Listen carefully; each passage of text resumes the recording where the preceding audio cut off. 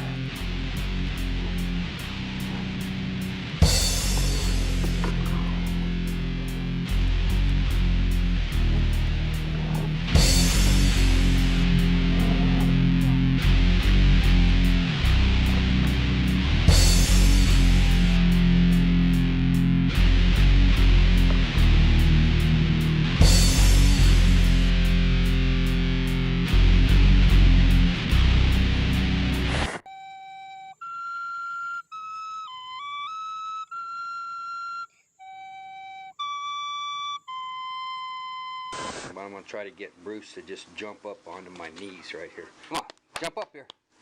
Come on, girl. Come on, girl. Come on, Bruce. Come on. Come on. Good girl. Good girl. I knew you could do that. I knew you could do that.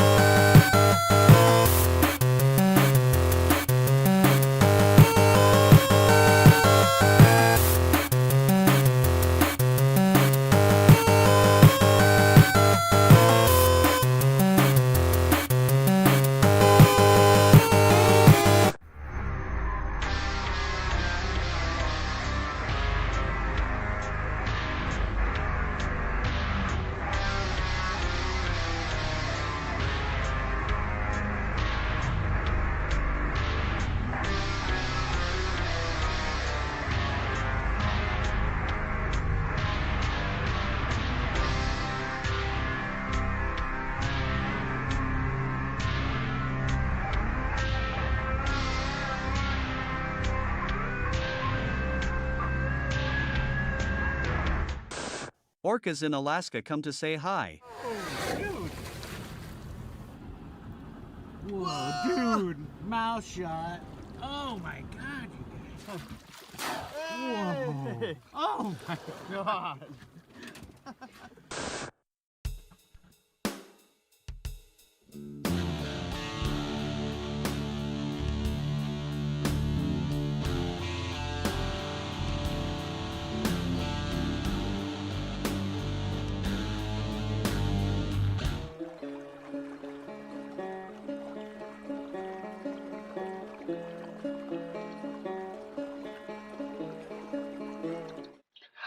There we are.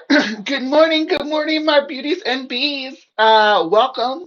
Can you hear me all right? Do I sound all right? Am I peaking? Am I too low? Let me know. Good morning, my beauties and bees. So good to see everybody here. Hope you're having a lovely spooky season.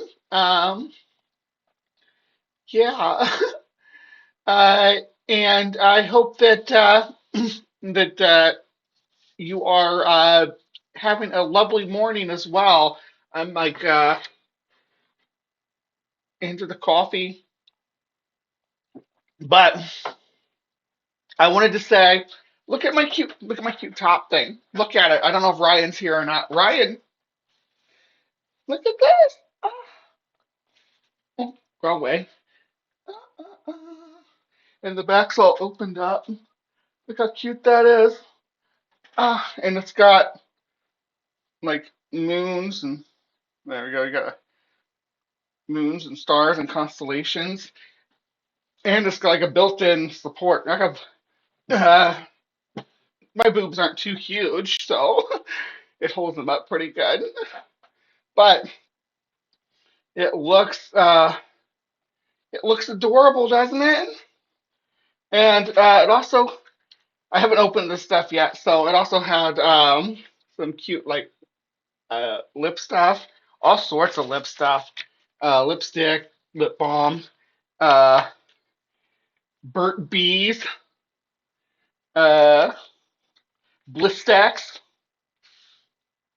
yeah, all sorts of adorable stuff. But there was this whole section selection of eyeliner and eyeshadow pencils. Oh, thank you so much. This is my birthday present from Ryan. It just took a while because we were like planning on moving. We weren't sure when we were going, so I'm like, let's wait till we move. And once we got here, I said send it, and she sent it right away. And then I got the jewels with the beautiful flower. But she said there was a letter in there, and I didn't see one. I still have the package. I won't show it because it has Ryan's, presumably Ryan's real name on it, unless she used a different pseudonym to send it to me. But yay, it was so cute. Thank you so much, dear. Really appreciate it. It warmed my heart. Um, yeah. So, well, we were here last week too. Still in New Mexico, so I haven't used any of that, so I'll start using that stuff tonight. I think we got the first costume part. Well, it's not really a costume party. It's a vampire masquerade tonight. And since I lost my little round red sunglasses somewhere in the move, you all have seen those. I've worn them on the show a million times, but I can't seem to find them. No, I'm sure they'll turn up. I remember putting them in a box, but I just don't know what happened to them after that. It might be in one of the vehicles, or because we got two vehicles here.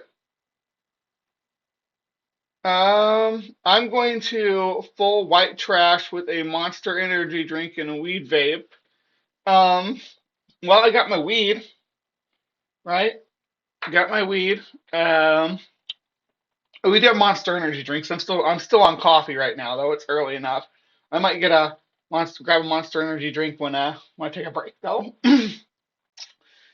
Anyhow, yeah. So tonight there's a costume party or a vampire masquerade. Now I have my full vampire countess with the collar and everything, right?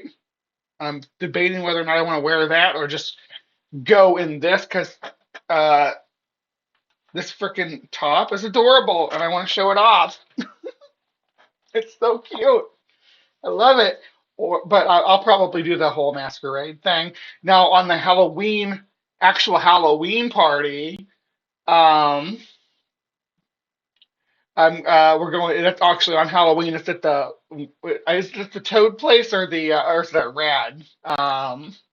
Well, can't remember which place it's at, but the I'm going as sexy Beetlejuice. I have a cute. Well, I'm not thinking of that right now. But I have a sexy like shirt that's kind of a Beetlejuice striped shirt, and gonna wear my Marilyn wig with I'm gonna do the makeup like Beetlejuice.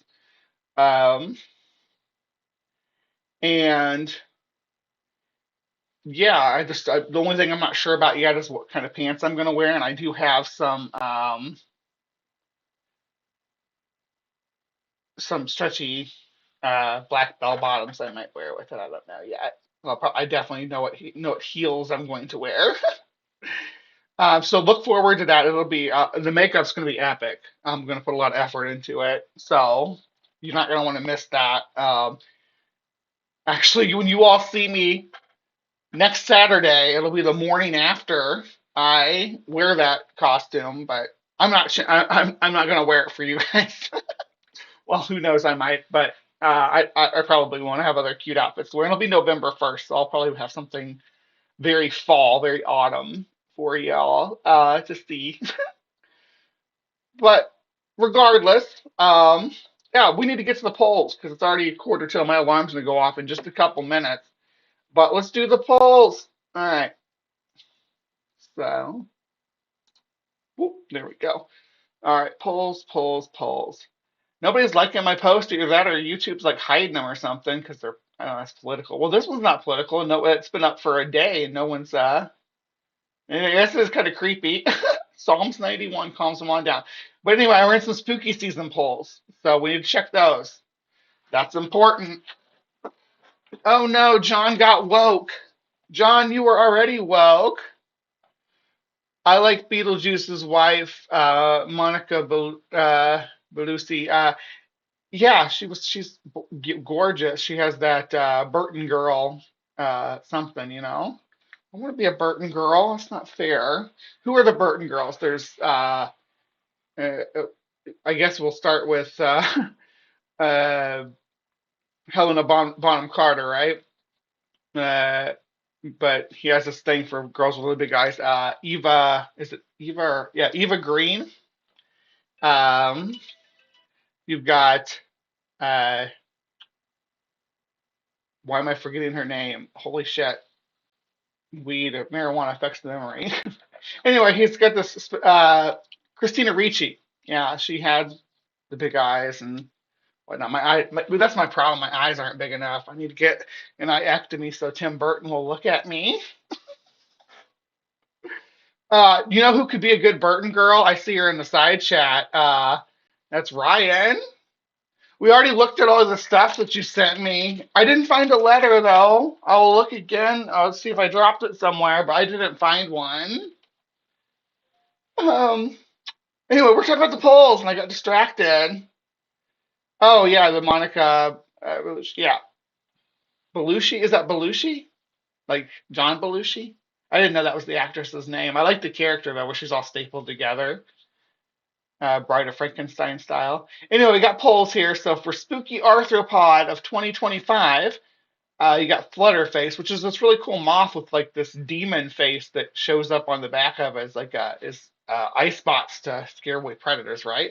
And then you have Craboween, which is a Halloween crab. They are purple and orange and black. They're very cool.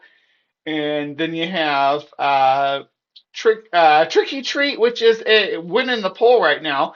A uh, This is a Scolopendra from I guess from China, I want to say, but it's the species name is Scolopendra hardwicki, and they're orange and black stripes all the way down. It's like a big piece of candy, and they're really shiny, but you don't want to mess with them. It's aposematic coloration. They're saying, hey, uh, go ahead and try it, bud. You know, it's like a warning sign. It's like traffic cones. Same thing with Socks down here with the orange, but Socks isn't actually all that dangerous. And Socks is pretty slow. Spooky Socks is a Mexican orange knee tarantula. So what a cutie pie. We also had this week we had the herp spooky poll. And I think I'm gonna keep doing these kind of polls as long as they stay fun for me. Derp is like not doing well. Like Derp like looks like they got maybe one vote. So Derp is not doing well. Your witch is going to be very disappointed with you. Noodle, Noodle was leading it for most of the time, but the actual dragon is now in the lead, which is uh, Varanus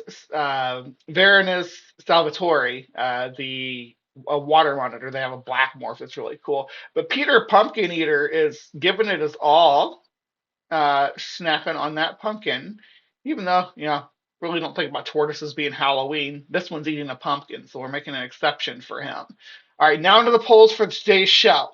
Now into today's show's polls, we have we'll start from the bottom here since it's kind of tiered up. We have the Secrets of the Last Supper, which is going to be talking about the painting The Last Supper, not the actual Last Supper, which we don't know. We know very little about other than what is sort of written about. And then some mystic flowers. I think I believe I got some stuff saved for that, but I think it's going to be like a playlist of short videos about different flowers that allegedly have mystical powers. Excuse me, I gotta clear my throat. All better now. Jenna Ortega now, yeah, as far as the Burton girls go, yeah, I agree. So then you had crystal powers, where we're going to talk about different. Uh, I think it's mostly going to be about healing crystals, but we're also going to dabble into like historically. Oh, the crystals did this and said that, and uh, yeah. But the winner, the winner is going to be, of course, as you see,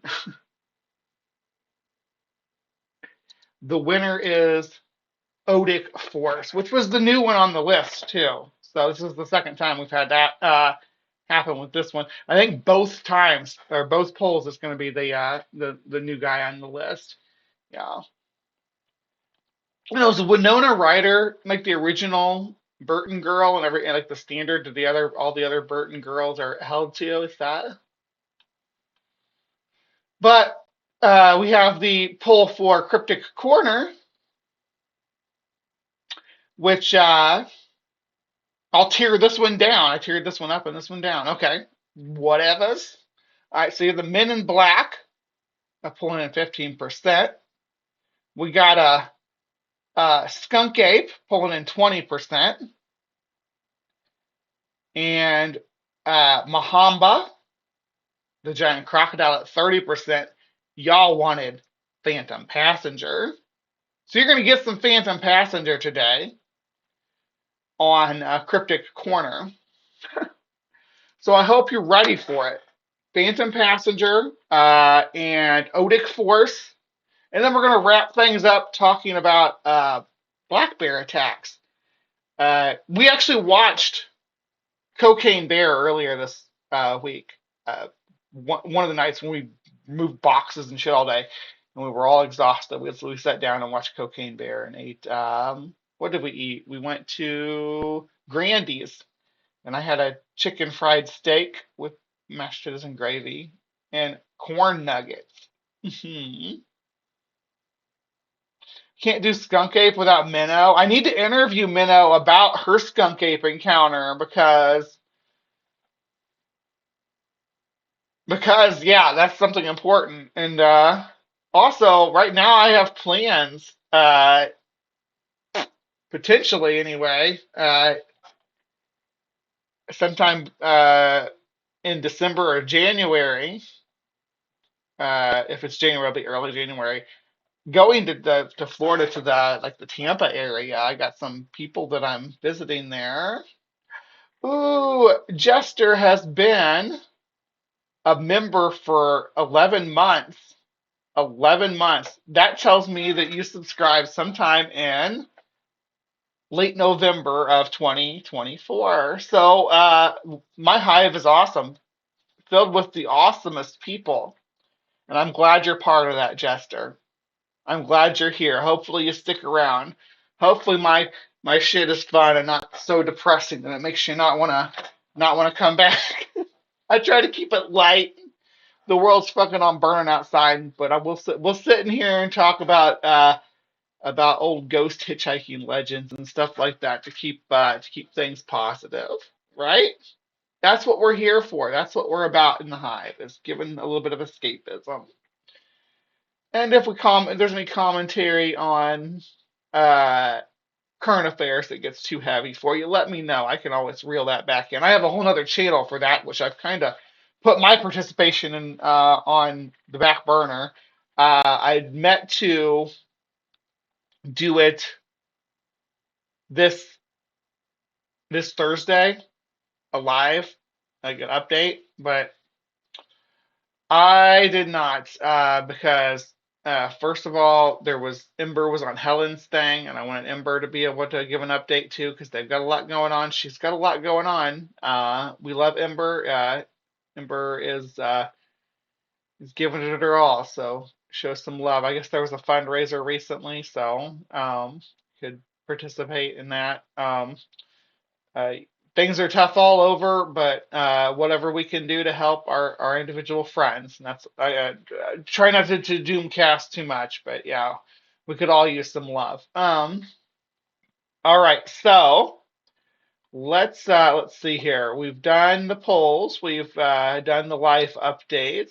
American Strangeness, writing about old legends is almost certainly an escape for me. Well, I'm glad you made it here this morning, American Legends. Appreciate you. We actually covered, if you don't know, we covered American Legends. Were you the one, was it the skeletons that we talked about with you? Because there's the Canadian skeleton stuff. But yeah, the fundraiser went well. I'm so happy, Ember. Appreciate you. And I just realized I'm not wearing my rings.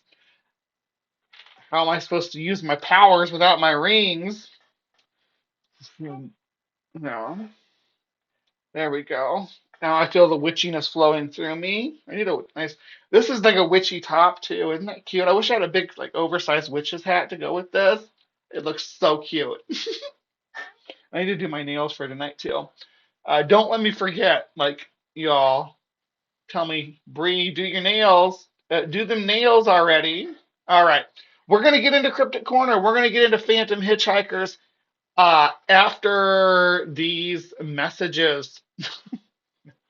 I'll see you over there though, in just a moment. Didn't God lie the first time he talked to people? Wasn't the first thing he said to people was lie? Like, you eat of this tree, you're gonna die this very day, and then they didn't. Oh, let me guess. Satan was the one that told the truth, right? Of course. Good, you're familiar with the story, Jill. I'm glad we're on the same page. Yeah, I'm familiar with the Luciferian that far into the narrative. book. Yeah, very familiar. Can God do something logically impossible? Helen Blavatsky is where that concept came from. Helen Although Blavatsky. she didn't invent it. She didn't invent it, but I love Helen. nothing more Blavatsky. than the sun. It's a fun argument. Satan is Helen Blavatsky, and have you read Helen Blavatsky? Have you read Theosophical Society? Yeah, have you read Helen Blavatsky? I've read Helen Blavatsky. Yeah, she's a witch. So she's a witch? I don't know about that. You believe in witches, Jill? That's where that comes from. Bree, Jill did tell me earlier that, he does believe, and I'm not, no shade, but he does believe that, Satan can, or evil demonic spirits can talk through animals earlier in the stream. Oh, hell yeah, Jill, talk about that. Why are we wasting our time with this stupid... Yes? At that point, you'll be talking about talking animals. I want to hear more about that. If she's single and she has 3 cats, they're probably demonic friends. Ichabus, Sycabus, and probably Baal. That she, communicates with at night. Cats are very I highly have questions Let about Bree the ask her communicating question. with the cats, and Cat. were they all cats? Cats are very susceptible to the demonic realm. Yes. Okay, so Breaking are the news. cats when she communicates with the cats? Are the cats? And maybe you don't know, and tell me if you don't. She's It's communicating fine. with demons. Cats Are don't the have cats vocal cords? Actually Cats don't have producing vocal sound? cords. She's communicating with Cats demons. do have vocal. Wait, Sir! not Bree. I'm I'm sorry. sorry. Cat. Wait just 1 second, Breeze. Okay, In the cats middle of do her have vocal conversation. cords. We're gonna establish that right now. They do have vocal cords that allow them to make verbal sounds. Oh, okay. So you mean vocal cords in that sense? Okay. Vocal cords in the sense of vocal cords that are a biological part of an animal's body. Yeah. So yes. Are the cats actually producing the sound with their vocal cords, or is there like some etheric voice vibrating the sound waves and penetrating her ears? Penetrating her ear. Or are the cats communicating with her? How does she communicate with her familiars? Are they communicating psychically? Like brain waves passing back and forth? Tell me about it, Joe. Yeah, we believe that. I'm curious. I'm with Bree on this. Mind communication. I already answered this with you. I know, but still, I wasn't here, baby. Just tell me about it. Yeah, we believe that just like Satan communicates, even though he doesn't have vocal cords either, not human. So let me talk to Jill. So go ahead. Yeah, we don't believe that these are just vibrations on some string or cord. Like not they're more. It's more than an audible vibration. We believe that humans, the distance between us and a meow is the distance of infinity. But you can call them vocal cords if you like. Hebrew Israelite. Just like you call fins on some creature hands. So you can call them whatever you like. Women, you can call them whatever you want to call them nowadays. So I understand that. But we believe that there was mind-to-mind communication. When the Bible says that the snake talked, we don't necessarily mean that the snake vocalized, the human language. But these are spiritual beings that are speaking through mind-to-mind communication. Mind-to-mind. There we go. Yeah. That's what I'm looking for to find. That's what I was asking about. So it's mind-to-mind communication. So we're talking about a psychic link between like Eve and the serpent in the garden, or the donkeys that spoke to? Who the donkey talked to, Joe? The donkey may have actually spoke. You think the donkey spoke? The donkey may have actually spoke. I don't think that was a metaphor. Donkeys do a lot of wild vocalizations that they can make. That's for sure. Do you think a spirit was in the donkey? No, I think that the God enabled the donkey to talk in that instance. So it's a rare, non-normative event. So it's either Balaam or Balaam. Normative. Where God stuck. Actually, God himself interfered with the nature of reality. Yeah, God can interfere with nature. Yeah. He can control the weather also. Oh, goodness. Fill in a little bit more about the familiar thing, and then I'll let you guys have at this conversation. I just want to understand, because familiars are a lot different than the creatures of the snake, the serpent, and the Bible, and all that kind of stuff, because they're things that happened allegedly in historical records, right? There's court cases where people talked about familiar cats and toads and things, speaking with the devil's tongue to witches and whatnot. So, Jill, am I understanding that you think that this was like a real phenomena and not some sort of a mass hysteria? Schizophrenia. It still is an issue today. That's why I would stay away from single women with cats. Makes sense. Especially if they're over 18. So do you think that people today have familiar animals that they speak psychically to that guide them to do the work of the devil or the work of demons? And the evidence for this exists. Is it specifically in the Bible, or do you actually look into the old witch hunting doctrine and go off of what that stuff says as well? So do you just base your belief that people have magical talking animals on the Bible, or do you base it on some sort of extensive doctrine? And Jill? Based on the Bible. Mm-hmm. Oh, okay. That demonstrates itself to be reliable, historical, evidential. Where are there animal familiars in the Bible? What verses are we looking at? What are the animal? Say that again. What are the animal familiars mentioned in the Bible? What are the animal familiars? Mentioned in the Bible. I'm not sure what you mean by familiars. The animal familiars for the witches that you're talking about, the witches that have animal familiars. I was thinking familiar spirits. Oh, sorry. Yeah. I don't think they're mentioned in the Bible. I think you're making that up or adding that in yourself. Or taking I don't think. No, that's not a biblical. It's extra biblical, right? Teaching. Good job, Jill. No. It's extra biblical. Oh, this is hilarious. The animals that were in Scripture that were said to be possessed by demons were pigs. That's the only example we really have. And which witches were they familiars to? 0. What do you mean? So this whole conversation you've been talking about witches having cats as familiars, right? That's been the topic. Yeah, that's not. I'm not saying that's a biblical teaching. I never said that. Yeah, I know some women with familiar pussies. I'm sorry. So, just to clarify, Christians have superstitions that aren't necessarily. Hold on. You believe in magical talking cats outside of the Bible? You just believe in that as an extra? Christians have superstitions also that aren't found in Scripture. Thank you. Okay, just that's what I was wanting to clarify. Also, so you just believe in general magical stuff like that, huh? But yeah, we believe in spirits, we believe in demons, but we don't necessarily have to see in Scripture familiar cat spirits to believe. Disclaimer: not all Christians believe these things.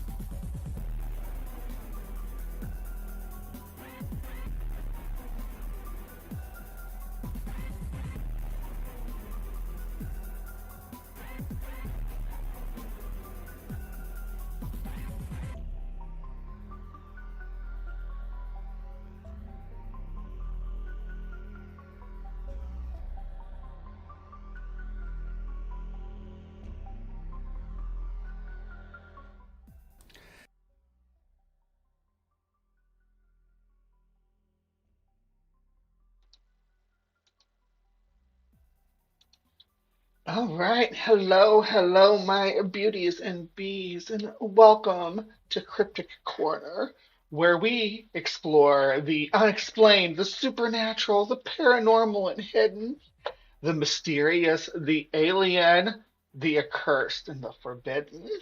I'm your host, Miss Bumblebee, coming at you on October 25th, 2025 at 9 a.m. You too can join us live from the Hive every Saturday morning, where we cover these topics about cryptozoology, aliens, shadow entities, ghosts, everything, interdimensional beings, all this weird stuff. So join us Saturday mornings, and we will go over that stuff with you. And then after that, we do a segment called Weird With It, which is also with a combination of me exploring ideas, conspiracy theories like Tartaria, Flat Earth, Young Earth, conspiracies, mud flood, stuff like that. And I also participate in attempting to utilize woo powers, if you like that kind of stuff. That's what I really want to lean more into is doing at least once a month, doing a video where I try to do something. And I've done pyrokinesis, I've done telekinesis. What else have I done, guys? There's a whole playlist of me learning how to do all this stuff, right?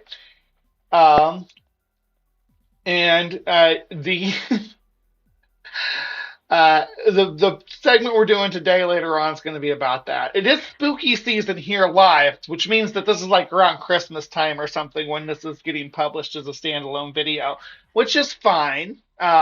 This particular topic is not specifically like a Halloween topic or anything, but since it's almost Christmas time, I'm probably gonna revisit something I do every year around Christmas time, because there is a Christmas cryptid, but it's not any that you think about. It's not something you would be like. It's not like a reindeer Wendigo or Christmas elves sightings or anything like that. It's what the Christmas cryptid actually is Mothman.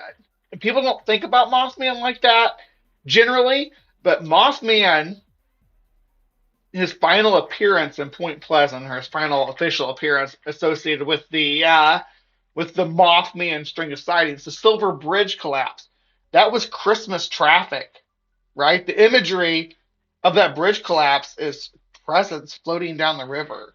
So I'm sure I'm going to do something. I don't know if I'm going to do anything like that, but when I do stuff like that, I usually invite people like Captive Desk there, Dave, my fellow cryptozoologist. Strange American Strangeness, I would love to have you come on for that. Consider this invitation, because yeah, you seem like you'd be into some Mothman stuff. And yeah, so reindeer go, yeah. That's what Bigfoot Santa has pulled his sleigh. Oh my gosh, I need fan art of that, please. We need. I'll put it on a T-shirt if I get a really good one. I have it down. You see the down below, Cryptic Corner T-shirts. I'm not wearing one now because I'm wearing this adorable top that Ryan made me. Look at this cute top, because I'm going to show it off. I've probably wore this 100 times on the show since, but yeah, it's cute. It's adorable. I'm going to wear it like all the time. Love you, girl. Anyway, but today's topic is not any of that Mothman stuff or whatever, and I'll send out invitations officially too for that. But let us get into today's topic, which is phantom hitchhikers. Or they don't necessarily have to be hitchhikers. Phantom riders is generally the thing, but they could be people that like look like they've been in an accident or something too. Isn't it? I love it.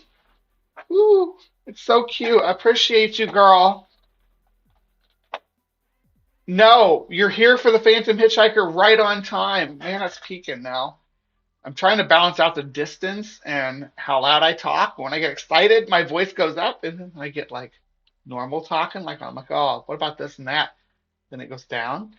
So I gotta learn. That's a me thing. That's a me thing I gotta work on. That's a flow thing. Ooh. Yeah, that answers your question, Jason. Jason from Dragons and Genesis podcast. We need to get together and do some stuff again too, baby. If you have time, I don't know if you're still traveling. Let's talk about dingoes. Jason owns a dingo. Santa is a cryptid. Changed my mind. Absolutely. Paul Bunyan is a kaiju. Changed my mind. All right.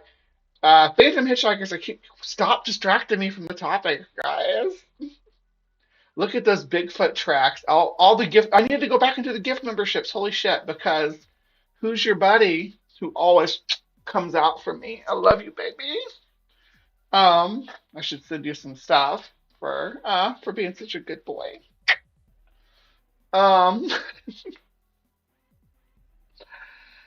Gave some gift memberships to Ryan. Yay! I'm glad that she got that. To Fox. To that's AR's in there, but that's not. My dad's cat gets possessed 3 a.m. Okay, we're talking about that video before with Jill. Yeah, my Halloween special. To Bryce, Tilting Windmill. To my girl Kelly, Detroit Atheist Queen. To Chrissy. To Kip. To Godless Granny. To Robin Webster, to Book Lover. Yeah. Woo. And yeah, about the Halloween special clip that we just watched. I can't talk about it here, but like, yeah, that was one of my favorite interactions for this like Halloween themes that dude tripping out on witches with cats. That was a hilarious conversation. Bring your dingo on stream? Yeah, I want to see a dingo on stream. His is an American dingo, though, or sometimes called a Carolina dog. And they're rare, almost extinct, I think. But the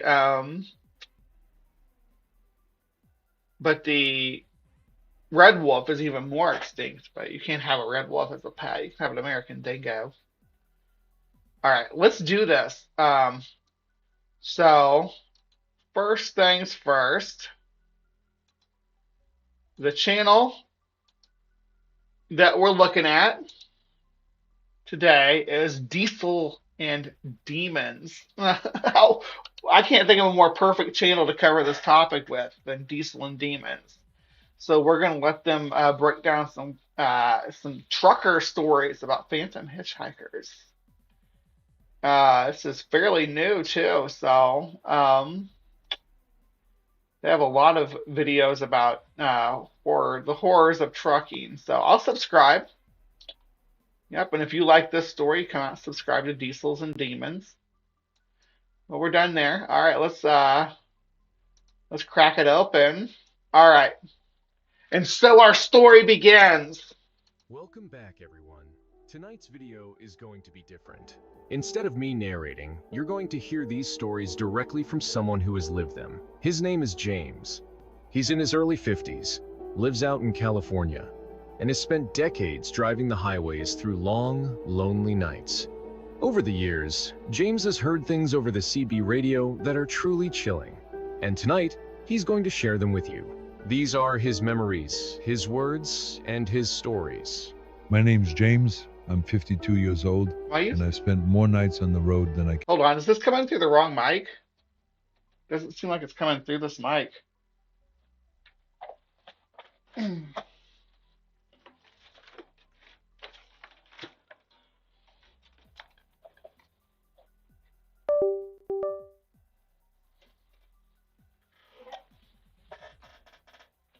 No, it's coming through the wrong microphone. Notice it was acting weird. Hold on.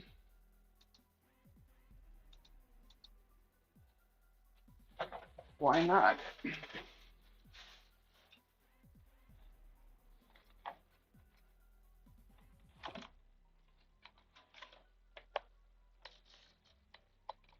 That one. This one.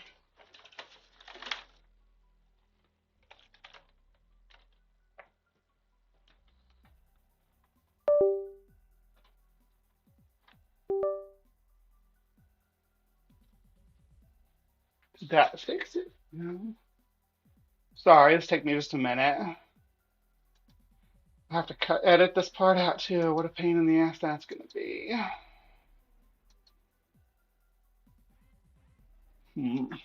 Still not showing on there.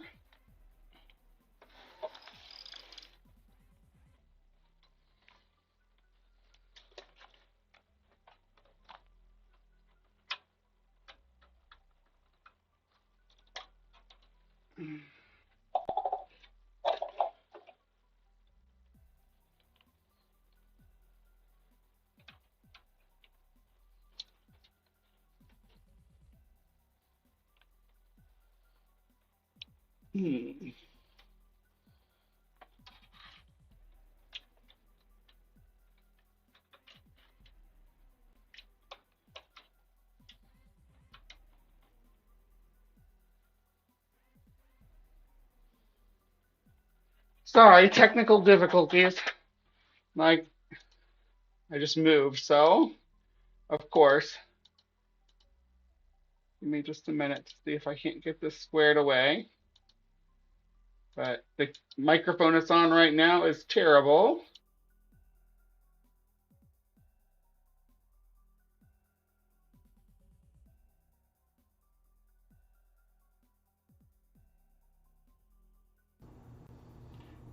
Is that the one it was on? Yeah, that's the webcam mic. Why is it not recognizing this mic?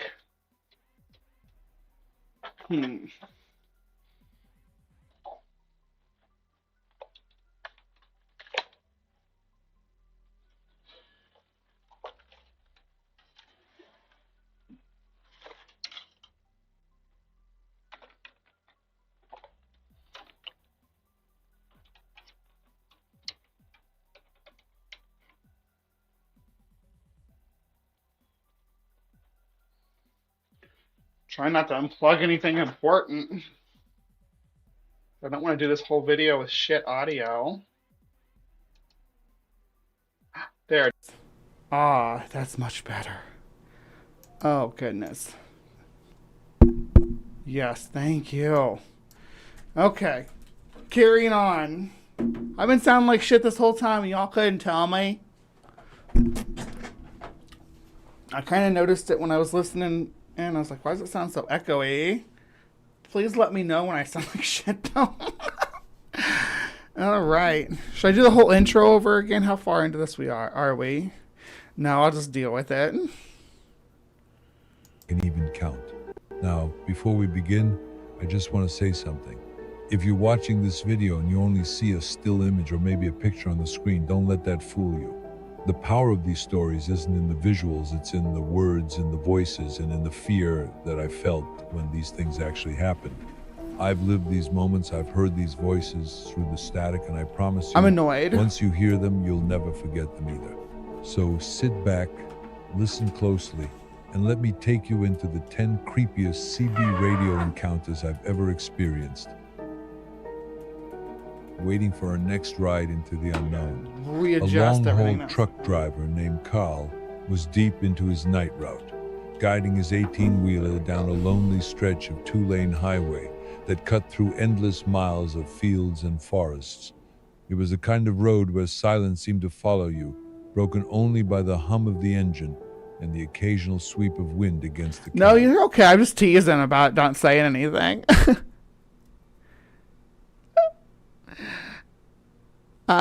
Yeah, I would not really come down on my audience for not telling me my audio was sounding like shit. Hell, half of my production, my audio sounded like shit, and I didn't expect you all to. Like, I've been doing this for a long time. We're almost on 5 years of Cryptic Corner. Let's see, what episode of Cryptic Corner are we on now? Let me have a look here. Duplicate, damn it. There we go. What episode of Cryptic Corner? I'll take your time. Because I know that Cryptic Corner has been going on for 208 episodes of Cryptic Corner. Midnight had just passed, and fatigue was beginning to weigh on him when his headlights illuminated a strange sight ahead. Standing just beyond the shoulder of the road was a woman, dressed in a long flowing white gown that shimmered faintly in the beam of his headlights. At first he thought it must be a trick of the light, or maybe even his mind playing games with him, but as he drew closer, she raised her hand, signaling for him to stop. Carl's first instinct was hesitation. What was a woman doing out here, miles away from the nearest town, in the middle of the night? But something about her fragile posture compelled him to pull over. I've never been accused of being AI. Oh, actually, I should say I get accused of being a recording because my day job is doing phone service stuff, pharmaceutical phone service stuff. So I people will often start dialing numbers in my ear because my flow of my voice when I'm answering the phone and being all professional and shit. But I don't do that on here because this is my breakaway from that. That's why I act like a spaz. But I've watched your videos, so I kind of get you get that professionalism flow. I think Hammerson Peterson said that Hammerson Peters? Peterson. Anyway, they also said people accused him of being AI, but some of the art that they were using was AI. She climbed into the cab quietly, and as she settled into the passenger seat, he noticed how unnaturally pale she was. The dim glow from the dashboard lights gave her skin an almost porcelain-like quality, and her eyes, just say she was a baddie, we'll get it, though gentle, seemed distant, as though her thoughts were far away. She spoke softly, her voice barely above a whisper, thanking him for stopping. She told him she needed a ride just a few miles down the road. Carl tried to make small talk, asking if she lived nearby or if her car had broken down, but her answers were brief and vague. She kept her gaze fixed on the darkness outside the window, as if she was waiting to see something out there that only she knew. As the miles passed, an odd chill filled the cab. Carl tried adjusting the heater, but no matter what he did, the air felt heavy and cold, as if the warmth was being swallowed. Finally, she told him to stop near a particular mile marker up At ahead. some point, we're going to take a break from this trucker section because there's one that has Resurrection Mary on it, and as I was like, she's the quintessential. Well, that I guess I should say for me, and it's probably because of the Unsolved Mysteries episode that I grew up with. She's like the Phantom Hitchhiker, Phantom Rider. Relieved the ride would soon end, Carl nodded and glanced toward her seat to tell her they were almost there. But in that instant, his stomach dropped. The seat was empty. The door had never opened. There had been no sound, yet she was gone as if she had never been there at all. His knuckles tightened around the steering wheel as a wave of dread rushed through him. He slammed on the brakes, pulled to the side of the road, and scrambled out of the cab. The night air was sharp and cold. Well, I bet Hammerson Peters gets Hammerson Peterson all the time too, because I just called him that like twice, I think. Thank you for clarifying the name.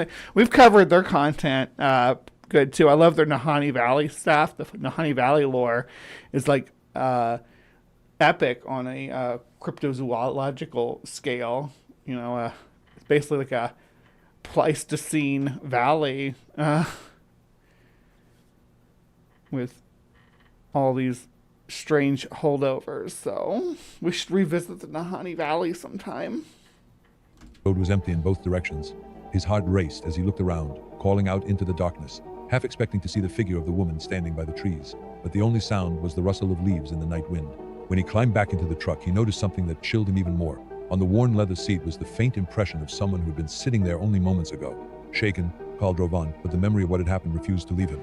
A few days later... I'm going to say this, like my personal experience, right? I have never, like, noticed... unless someone was like in a pool or something, that they left a print where they were sitting. Interesting approach. I absolutely hate this number thing on the ats that's got our ats on there.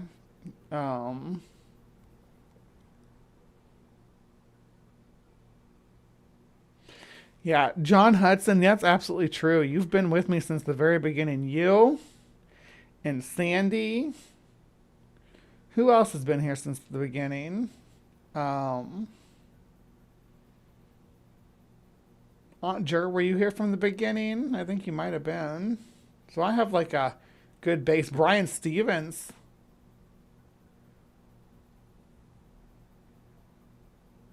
You avoid Hammers and Peters in general because it sounds painful. Hammerson Peters is a Canadian folklorist. And I would say, yeah, also a cryptozoologist. Yeah, Maya's been in here for a long time. Maya was in my coming out stream. Unable to keep the experience to himself, he shared his story at a diner where truckers often gathered to swap tales of the road. He spoke cautiously, half fearing he would be laughed at, but instead the diner fell silent. An older driver sitting nearby leaned forward and nodded slowly, saying he too had once picked up a young woman in a white dress along that same stretch of highway years ago, only for her to vanish without a trace. Others at the counter confirmed similar tales, each one describing a mysterious woman in white who appeared on moonlit nights and never... Yes, my channel was called Brainbug back at the very beginning.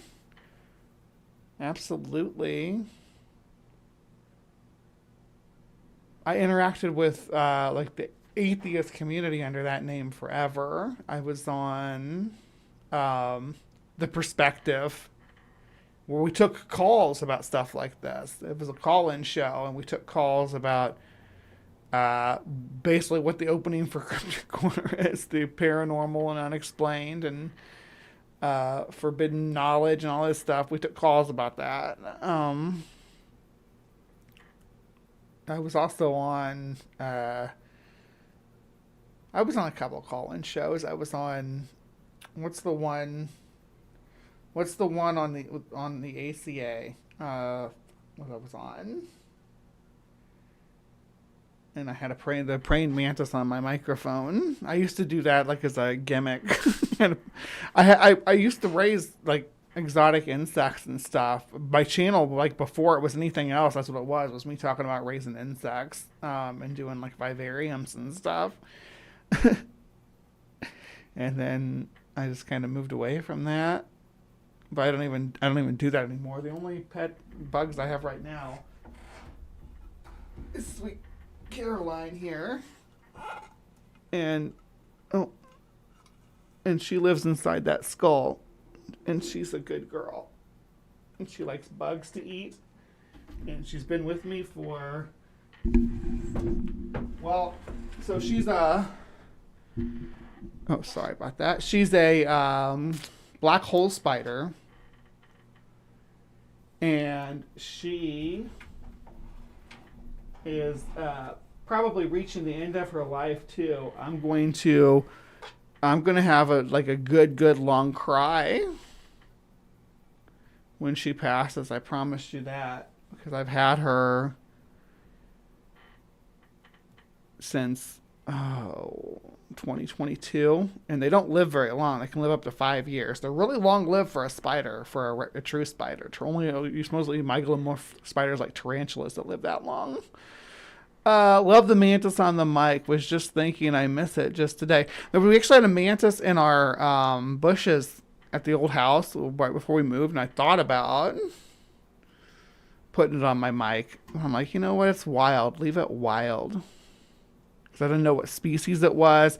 Back home, I could catch a Chinese mantis, and I don't feel bad, right? Because Chinese mantises are invasive, and they're a dime a dozen, and put it on my mic and be fine. But I really like to have an exotic ones. Like I'd have the rainforest mantises and stuff is what I used to have. If you go back and look, prepare to see me looking quite a bit different if you go back that far, though.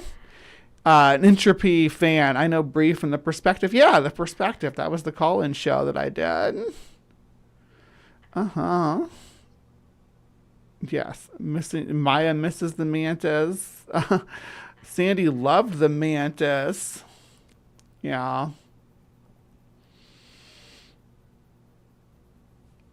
It's just, I don't know. I don't,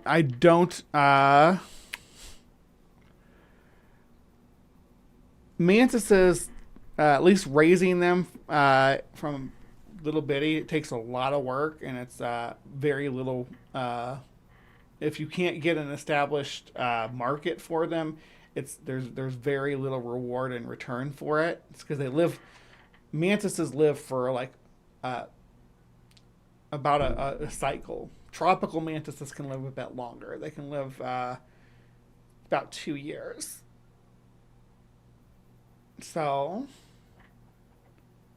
like, having to in the mortality rate among the nymphs is, oh my gosh. So you have to buy them at just the right age. I don't suffer from insanity. The contrary, for the most part, I enjoy it. Fun fact, black hole spiders have a web so strong that not even a light can escape it. Yeah, that's what I keep her here for. If anybody breaks in my house, all I have to do is point this at them, pop the lid off, and it'll suck them right in. And we will be safe, and no one will know what happened to them. Yeah, too much like kidnapping the mantis. 5 giggles. I saw a praying mantis trying to enter the emergency room doors one time. Maybe it needed medical attention. Yeah, American strangeness. I was on the phone. I was on the phones on The Perspective when I met you. John Fabiano says, your epic takedown of Darth Dawkins. It doesn't take much to take down Darth Dawkins, though. Presuppositional apologetics are weak sauce.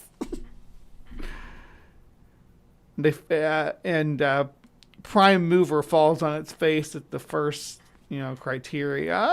Everything that begins to exist has a creator. What? So circular. Was distracted. We distracted you with bugs. Yeah, I'm all off topic. I'm supposed to be talking about truckers, phantom passengers. And we got we're like 5 minutes in of a 51-minute video. As a matter of fact, since we did this first story here, I'm going to switch over to this video real quick. And this is from, this channel's way, way bigger. But this is, paranormal. Do you ever hear strange noises?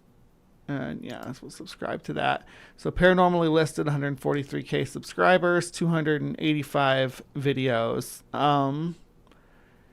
And they also did a Phantom Hitchhiker, and this one is the one that has Resurrection Mary in it. So we're gonna go pop over here real quick.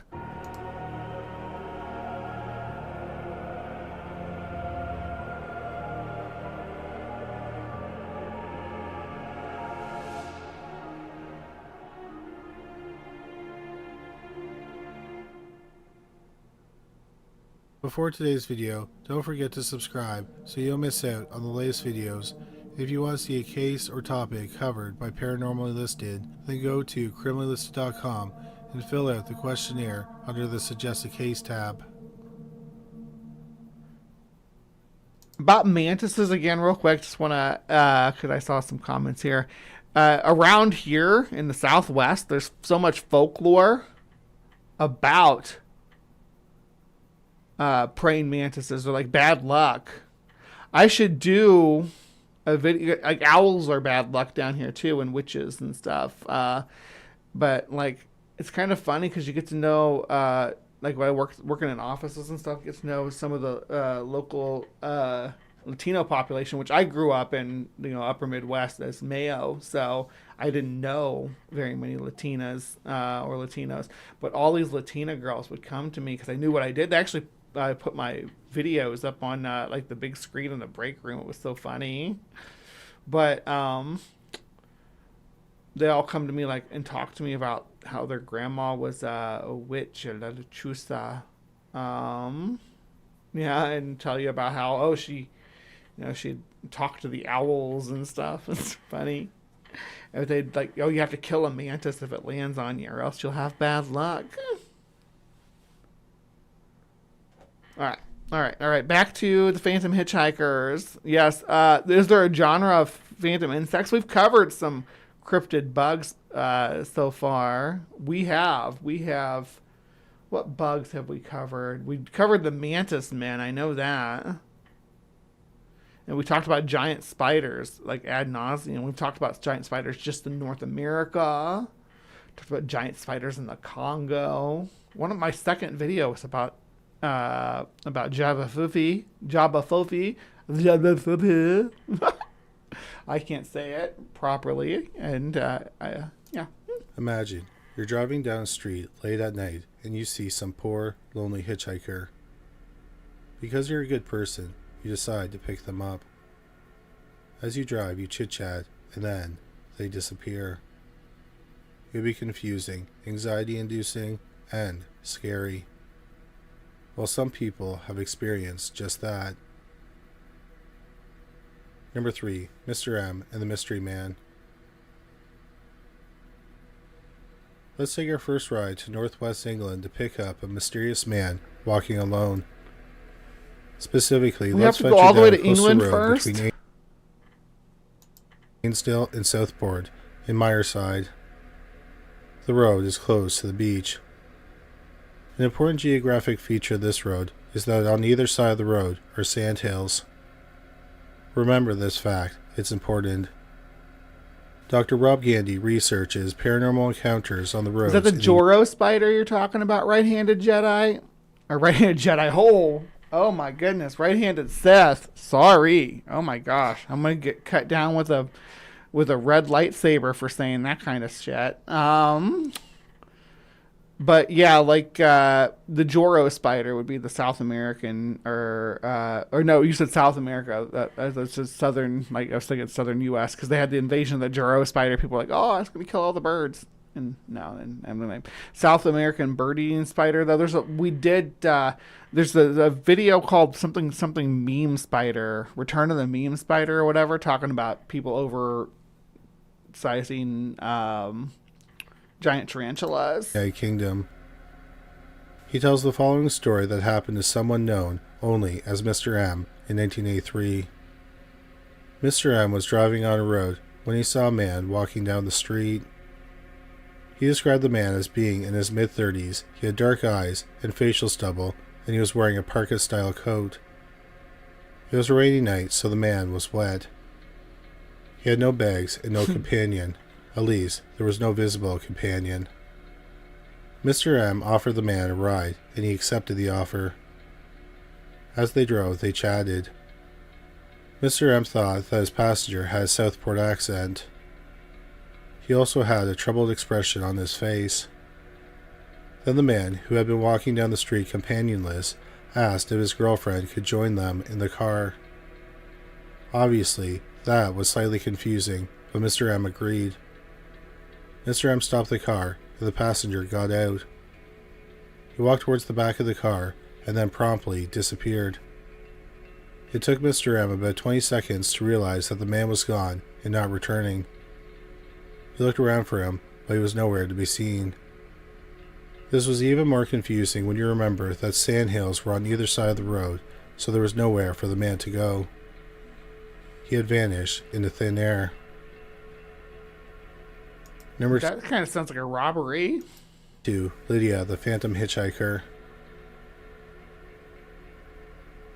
Let's drive down High Point Road in Jamestown, North Carolina, where we might find a ghostly hitchhiker named Lydia.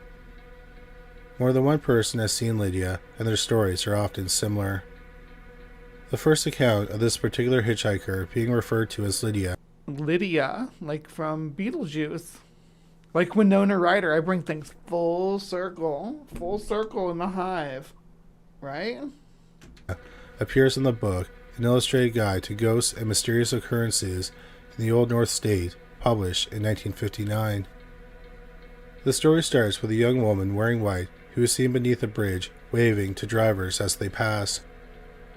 So of course a driver picks her up, and then they talk to her as he drives her to High Point, where she be picking up baddies under the bridge. Would you, like Bugbot's been asking, but would you pick up a hitchhiker? Actually, I'm gonna do a poll. Let's do a poll. If it was legal, or if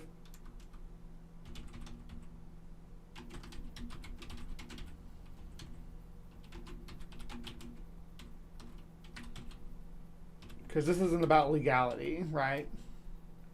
I just want to know, like, just in general, would you pick up someone you saw hitchhiking? Liz. When they reach her home, the young woman disappears after exiting the vehicle. After she disappears, the driver decides to go to the front door. An older woman answers the door, and when the driver asks about the hitchhiker, the woman says they're referring to Lydia, and she died years ago. The hypothesis about this young woman is that she died on the bridge where she's seen hitchhiking. She also often tells drivers that she's coming home from a dance. Pick up, yeah. Just pick them up, not like, hey, take them back to your place or anything. Just pick them up. Take them where they want to go. Let's not get too frisky now. Yeah, there's states where it's not legal to pick up hitchhikers. In Missouri, it's not legal to pick up hitchhikers. Yeah. Two researchers, Michael Renegar and Amy Greer, have been trying to figure out who this woman, Lydia, could be. They published their findings in the book, Looking for Lydia, the 30-year search for the Jamestown hitchhiker. They believe it's a woman named Annie L. Jackson, who was born in 1885 and worked at a cigar factory. In June 1920, 35-year-old Annie Jackson was a passenger in a vehicle driving down High Point Road. The car flipped.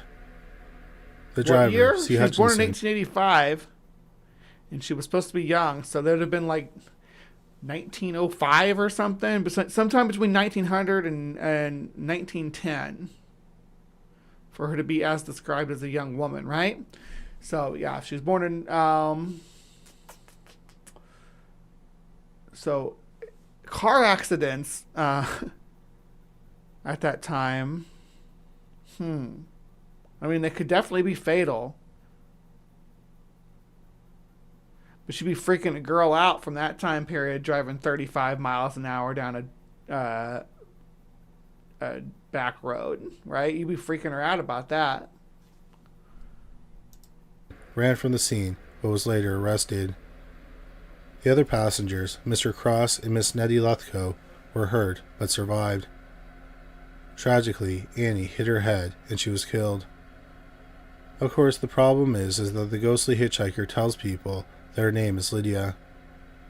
The researchers wonder if Annie's middle initial, L, could provide a possible explanation. They could not determine what the L stood for, but they developed a theory. Annie's maternal grandmother's name was Lucinda, but she was called Lydia as a nickname. They wonder if her middle name is a nod to her grandmother. However, if Annie Jackson is the... There's so many names that are more likely than Lydia for the middle name of this ghost, though.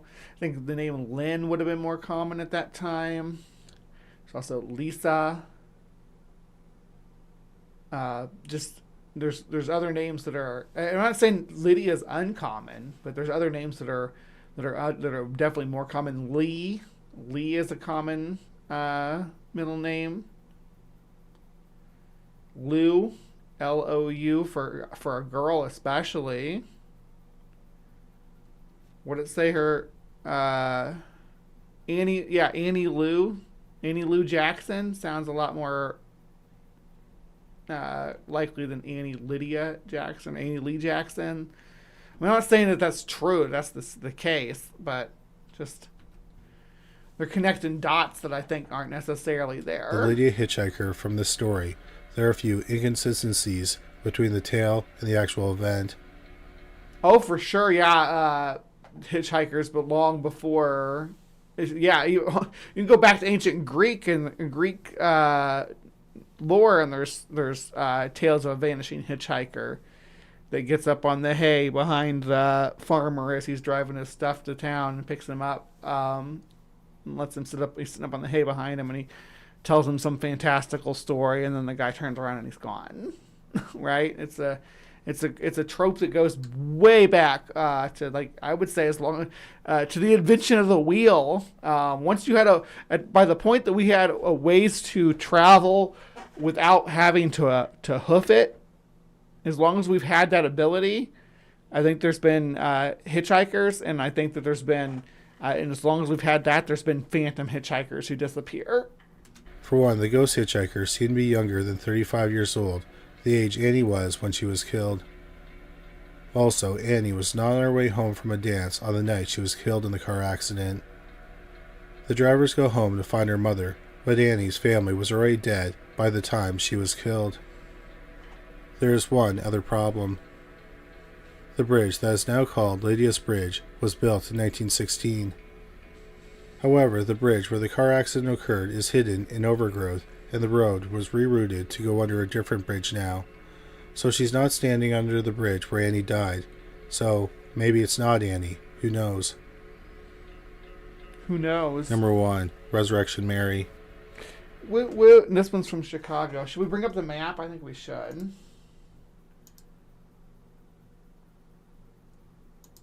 Is it map time? It's the map. It's the map. It's the map. I don't have to do much editing on this video. I'm just having fun at this point. Where are we at even? The hell we doing in the Sundarbans? Alright, as you can see, this is my map that I keep of places that we have visited in Cryptic Corner. North America obviously gets a lot of my attention, especially the US, because that's where I live and that's where a lot of my audience is. But the UK gets a lot of spots too, right? And Resurrection Mary. It's gonna be in Chicagoland.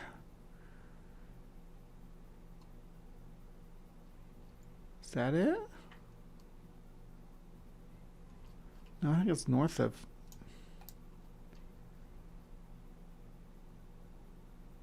That's Bray Road, where the Beast of Bray Road is.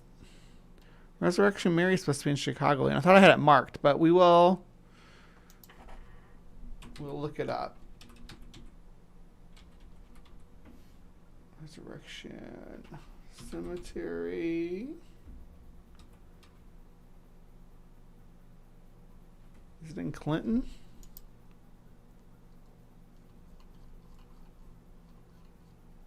No, that's not even in the right state.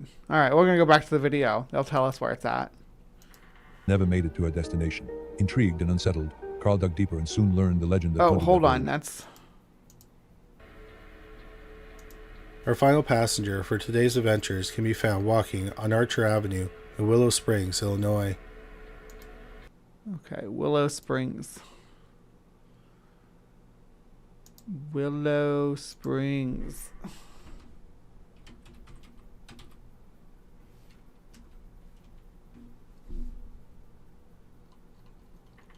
And we're going to save this as a favorite. Yeah, it was too far north. I thought this was already saved. This is the cemetery, though. It's not like rural or anything. This is pretty residential. But girl's like, hey, give me a ride to the cemetery. You actually go in the cemetery.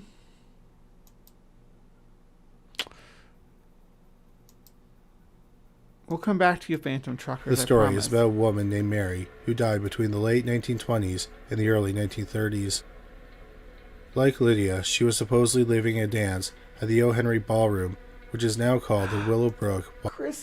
Kristen Slays, I missed you. I saw you left the transposition server. And I went to reach out to you. I sent you a friend's request on Discord. I just wanted to check in with you, doll, see if you were okay.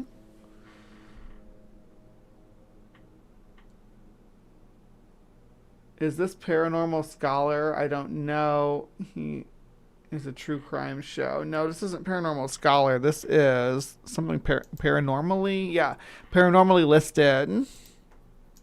Ballroom. Do y'all want me to cover Paranormal Scholar? We can do a piece on something that they cover too. Concordia Cemetery. Yeah, I didn't go into it, but we went past it. I looked at it. She fought with her boyfriend, which prompted her to start walking home. But tragically, she was struck by a car and she was killed. She was supposedly killed between the Ballroom and Resurrection Cemetery, which is on Archer Avenue. One of the more interesting parts of Mary's story is that she's not only found on the street waiting for a ride home, but she often spends time dancing with men at the ballroom before they offer to drive her home. Men have even reported holding her hand and kissing her, saying that she was very cold to the touch. Interestingly, she always disappears to the same place, which is when the car is driving by. Also, thank you for doing the gift membership. Resurrection We were Cemetery. just there. Yep. Jerry Palace is a man who said that he experienced such an encounter with a beautiful woman in the late 1930s. He said he was at the Liberty Grove Hall and Ballroom, which some believe was the O. Henry Ballroom's previous name. He danced with a young woman and shared a kiss with her. At the end of the night, she accepted a ride home from him. She requested that they drive on Archer Avenue, which was odd because it was in the opposite direction of the address that she gave him. On the drive, she asked Jerry to stop the car at Resurrection Cemetery. She then got out and walked towards the main gate. She then disappeared. Jerry was obviously confused, so he went to the address that the woman gave him. Like the story about Lydia, when he arrived there, the woman said that her daughter had died 3 years prior. The story of this ghost comes up at different points in history in various venues in Chicago. For example, there's a claim of a young woman in 1973 at Harlow's. The woman, who was dancing, wore a faded wedding gown. However, she wasn't spotted entering... What's a faded wedding gown? Because wedding gowns are white. You can't get much more faded than white, right? Am I thinking about this in an incorrect way? Exiting the venue. In that same year, 1973, a cab driver entered Chet's Melody Lounge in search of a blonde woman. The driver claimed that the woman didn't pay for the cab ride, but no woman matching the description entered the club. Another story from a woman named Janet Kalal. Wait a second, that was just a woman who didn't pay her cab fare and it's being roped into this lore? I don't think that's... Nah, we're not doing that. If some woman slipped or dipped on their cab fare... occurred in 1989 when she was driving with her friend and they were passing Resurrection Cemetery. She claims that a woman wearing a white dress jumped in front of their vehicle. They thought they hit her with the car, but there was no sound or any evidence of the accident, and when they got out to check on the woman, there was nobody there. Much like Lydia, there have been many questions and theories about who this woman could be. Yeah, girl, Kristen, I was just just concerned for you. I want to make sure you're okay. Yay, you accepted? Alright, we'll chat after the show. ChatGPT has never actually seen a wedding gown. So a faded one makes sense. You think the ChatGPT wrote a script? Because this is a person reading this. I mean, it is a person. It's not... It doesn't sound like AI to me anyway. The White Witch of Niles Canyon. What's that? Is that fiction or is that real folklore?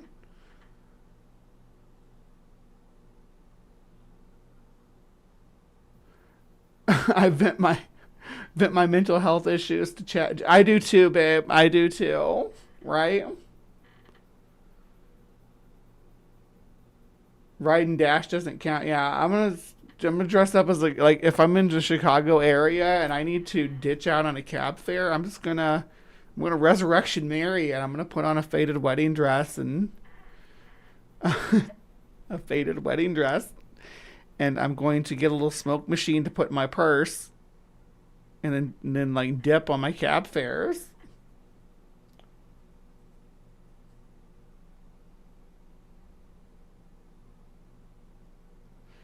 So let's end the poll here. So would you pick up a Hitchhiker? 61% yes, 39% no. Okay, so when I was, I want to say I was 17. That was when I was, and then we were teenagers. I don't know. It was me and my ex, but we got on Christmas Day. We broke down on a back road, right? And it was freezing because it was Christmas, December in Missouri. I mean, and we were freezing and hitchhiking, or we weren't hitchhiking. Our car broke down, right? So we sort of popped out and started walking. We didn't have any choices. It wasn't before cell phones, but it was. It wasn't like a common thing for people our age, for teenagers to have a cell phone. At least like our parents didn't give us cell phones. Regardless, we were walking and we didn't have a ride. And when people would pass us, we'd put our thumbs out to try to get them to pick us up, and no one would pick us up. So we walked like 14 miles. Because it's illegal to pick up hitchhikers in Missouri. It sucked, and it was cold, and we weren't dressed for it because we were going to a Christmas party. Lasai. One theory is that she's Mary Bergovi, a woman of Polish background who was interred at Resurrection Cemetery at site number 9819 in section MM. She was killed in a car accident in 1934. However, she was killed in the downtown loop, not on Archer Avenue. But perhaps because she's interred at the cemetery, she wants the drivers to take her home, so that's why she asked them to take her on Archer Avenue. There's another account of a sighting where a driver went by and saw a woman with blonde hair standing at the cemetery gates. When he returned with the police, she was gone, but the bars of the gate looked like they had been pried apart where the woman had been standing. There were also accounts of a blonde woman wandering around the cemetery at night. But this doesn't match Bergovi's description, as her hair wasn't blonde, so maybe it wasn't her.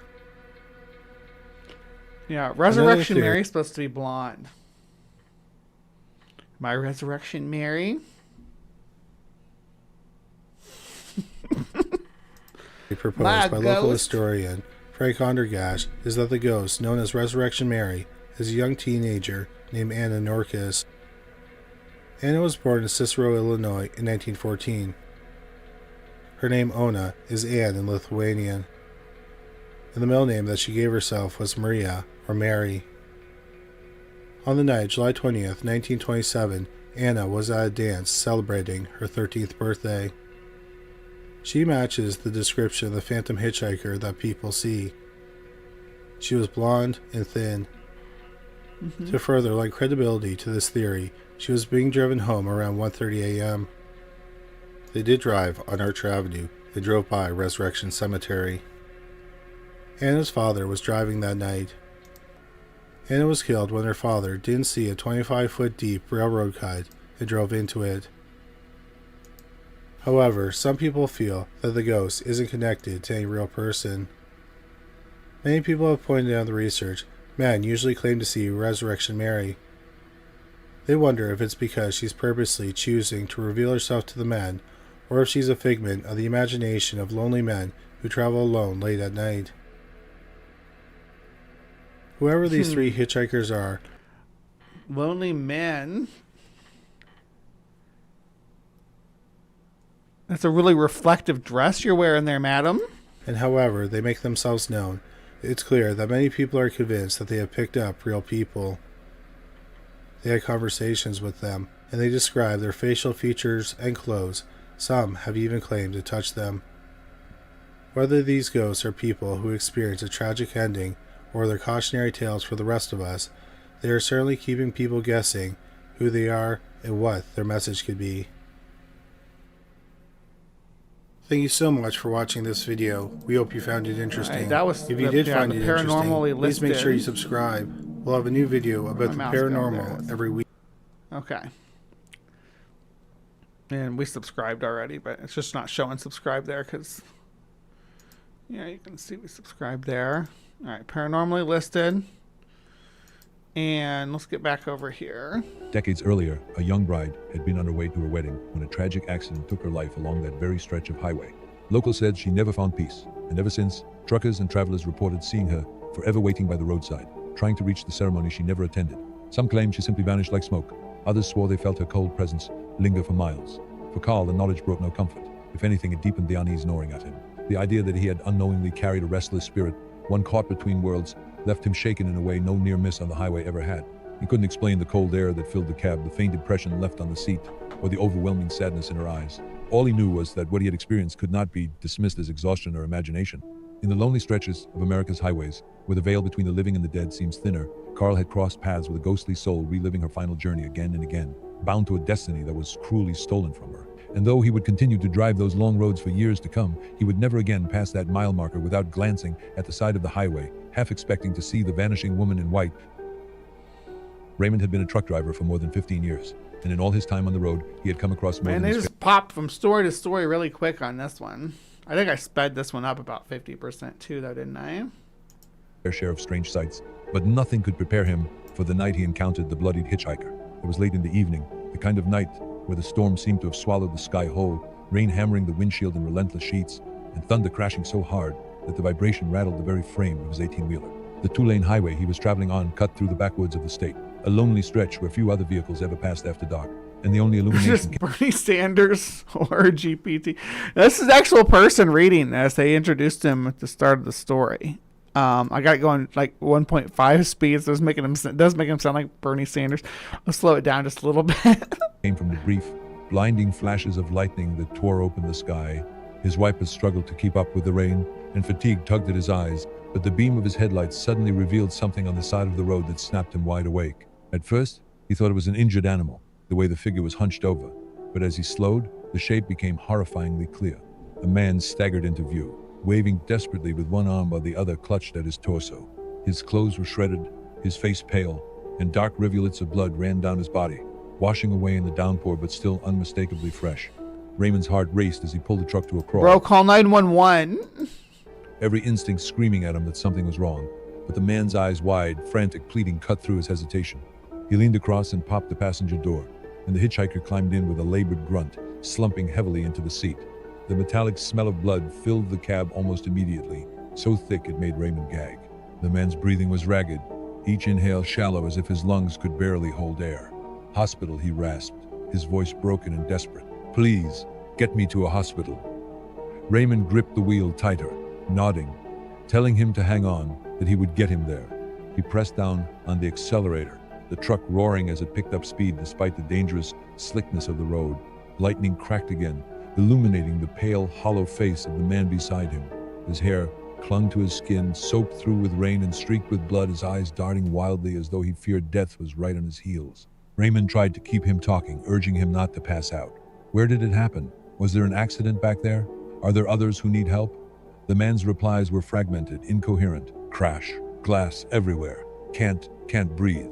His hand pressed harder against his side, as if to hold himself together, and he winced with each word. Raymond's mind spun, wondering how far they were from the nearest hospital. His GPS offered no comfort, just miles of darkness ahead. He kept talking, reassuring the man they would make it, stealing nervous glances at the hitchhiker, and each time he looked over, he was struck by the sheer amount of blood smeared across his clothes and dripping onto the floor mats. The smell grew stronger, iron and salt thick in the Bro, bleeding all over your cab. small space, mingling with the stale air of the cab. Then, as they neared a junction, Raymond risked one more glance, and his stomach plummeted. The passenger seat was empty. The bloodied man had vanished. The door hadn't opened. There had been no sound, no shift in weight, just sudden absence, as though he had been erased from existence in the blink of an eye. But was there still blood? Raymond's breath caught in his throat, his hands slick with sweat as he fought to keep the truck steady on the wet pavement. He pulled over, his headlights cutting across the curtain of rain, and sat frozen, heart pounding like a drum. Slowly, with trembling hands, he leaned over to the passenger seat. There were stains on the leather, dark streaks of red smeared across the cushion and running down onto the floor. But even as he stared, the marks began to fade, dissolving as though being swallowed by the material, until nothing remained but the faint dampness of the storm. Shaking Does it still smell like blood? violently, Raymond slammed the truck into gear and drove the remaining miles in silence, refusing to look at the passenger seat again. When he finally reached the outskirts of town, he headed straight for the nearest hospital, still half expecting the man to reappear beside him. Bursting into the emergency entrance, he demanded help, his voice loud and panicked as he told the nurses about the gravely injured man who had been in his truck only minutes before. Doctors rushed to check, but there was no one with him, and the bed of his truck was empty. Confused and increasingly desperate, he urged them to check recent accident reports, convinced that there had been a crash back on the highway, but dispatch confirmed there had been no calls, no accidents. So, I mean, the man vanished. If the story had been, yeah, we pulled up to the hospital and I ran inside to get help and we got back out there and the guy was gone, that would be, yeah, I'd be like, okay, that would happen. But yeah, him vanishing like in mid driving, and I think that's a big part of the Phantom Hitchhiker folklore in general, is they vanish while you're moving. If you stop and let them out, or they stop and they get out and they vanish, sure, there's a story there, but it's like the typical Phantom Hitchhiker is that they disappear while you're still moving, or that you pull up to the place and as soon as you stop and look over, they're gone. No emergencies reported that night. The officers who arrived to question him gave him measured looks as he explained again and again what he had seen, how real it had been, how vivid the blood, the smell, the sound of the man's broken voice begging for help. One older policeman finally pulled him aside and said quietly, "You're not the first. Drivers see him every few years. Always the same story. A man bleeding asking for a ride to the hospital, and he never makes it there." Raymond was left speechless, the weight of the words crushing him. Later, at a diner filled with truckers swapping stories, he mentioned his encounter. Heads turned, nods exchanged, each one confirming in their own way that they had heard of the bloodied hitchhiker too. Some said he appeared only during storms, Others believed he was forever trapped in that desperate moment after his fatal crash decades It really does. I can't get over it now that you pointed out that it sounds like Bernie Sanders. It's just, it's glued in my head now. earlier, doomed to seek help he would never receive. For Raymond, the memory never faded. He could still see the panic in the man's eyes, hear the ragged rasp of his voice. On every route afterward, whenever thunder cracked and rain drenched the highway, he found himself gripping the wheel tighter, staring hard at the edges of his headlights, bracing for the moment when he might see that broken figure staggering in the storm once more. No matter how many miles he drove or how many years passed, he knew one truth he could never shake that night. He had carried something in his cab that belonged to the dead, and it had vanished before his very eyes. Jacob had been driving trucks long Ooh, enough. it's one with a kid. Creepy kids are like, the best. Creepy, this scene, what it's showing on the screen, the movie this reminds me of is Pet Sematary, obviously. This is a pivotal moment from Pet Sematary. If that's one of those log trucks. To know that the road could play cruel tricks on tired eyes, but what he experienced on a lonely back highway one autumn night was something no amount of fatigue could explain away. The air outside was heavy with the crisp scent of fallen leaves, and a thin fog rolled in patches across the road, illuminated in pale white swirls by his headlights. It was well past midnight, and he had not seen another vehicle for over an hour, which made the sight ahead of him all the more jarring. Standing at the edge of the road was a child, no older than 7 or 8, barefoot and dressed in what looked like pajamas, his small arm raised high as if flagging Jacob down. The boy's figure appeared fragile and out of place in the cold mist, and Jacob's heart lurched with protective instinct.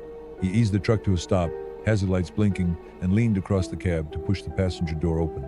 "Hey there, you all right? Where's your mom or dad?" he called, but the child did not answer. Instead, he stood perfectly still, head tilted slightly, eyes wide and fixed on Jacob with an expression that was both pleading and strangely blank at the same time. Yeah. And he set a precedent in horror, Ember, which gave us the freaking epic log truck scene from Final Destination, which is absolutely one of the best scenes in modern horror. That log truck scene. Yeah, but King loved to write about truckers.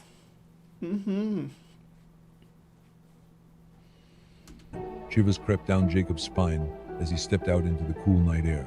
The fog seemed to thicken around him, and for a moment he could hear nothing but the ticking of his truck's engine and the faint rustle of trees in the distance. Yeah, and John, I agree. It would make more sense for men to go in and buy Kotex just to pretend that they have a girlfriend. He approached cautiously, holding out a hand, speaking gently as if to a scared animal. But with every step closer, something about the child's stillness unsettled him. There was no trembling, no shifting of weight, no visible breath rising in the cold, just that frozen stare. When Jacob was less than 10 feet away, he blinked against the fog, and in that split second, the boy was gone. One heartbeat he was there, small and fragile in the mist, and the next there was only empty space. Jacob spun around, calling out frantically, searching the ditches, the trees, the shadows, but there was nothing, not even a footprint, in the damp dirt where the boy had been standing. Panic seized him, and he hurried back to the cab, slamming the door shut and locking it out of instinct. Well, for this story, it's confession time. Okay, so when I was a teenager, I was like really into horror and Halloween and stuff. And we lived way out in the country, in a little town called Warren, Missouri, actually.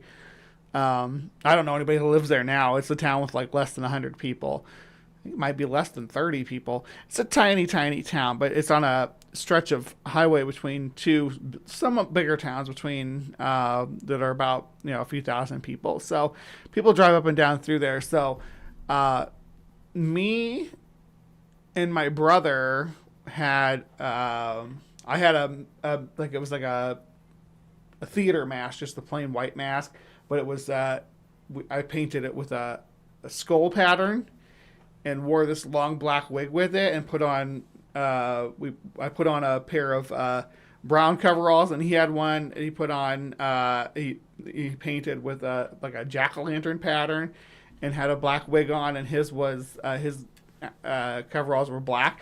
And we'd go out and we'd stand there by the side of the road holding like lawn equipment, I'd hold like a shovel, right, and he'd hold hedge clippers, and we just stand there by the side of the road not right by the side of the road, but like kind of up on the hill, up on the bank. And we just stand there and watch people drive by.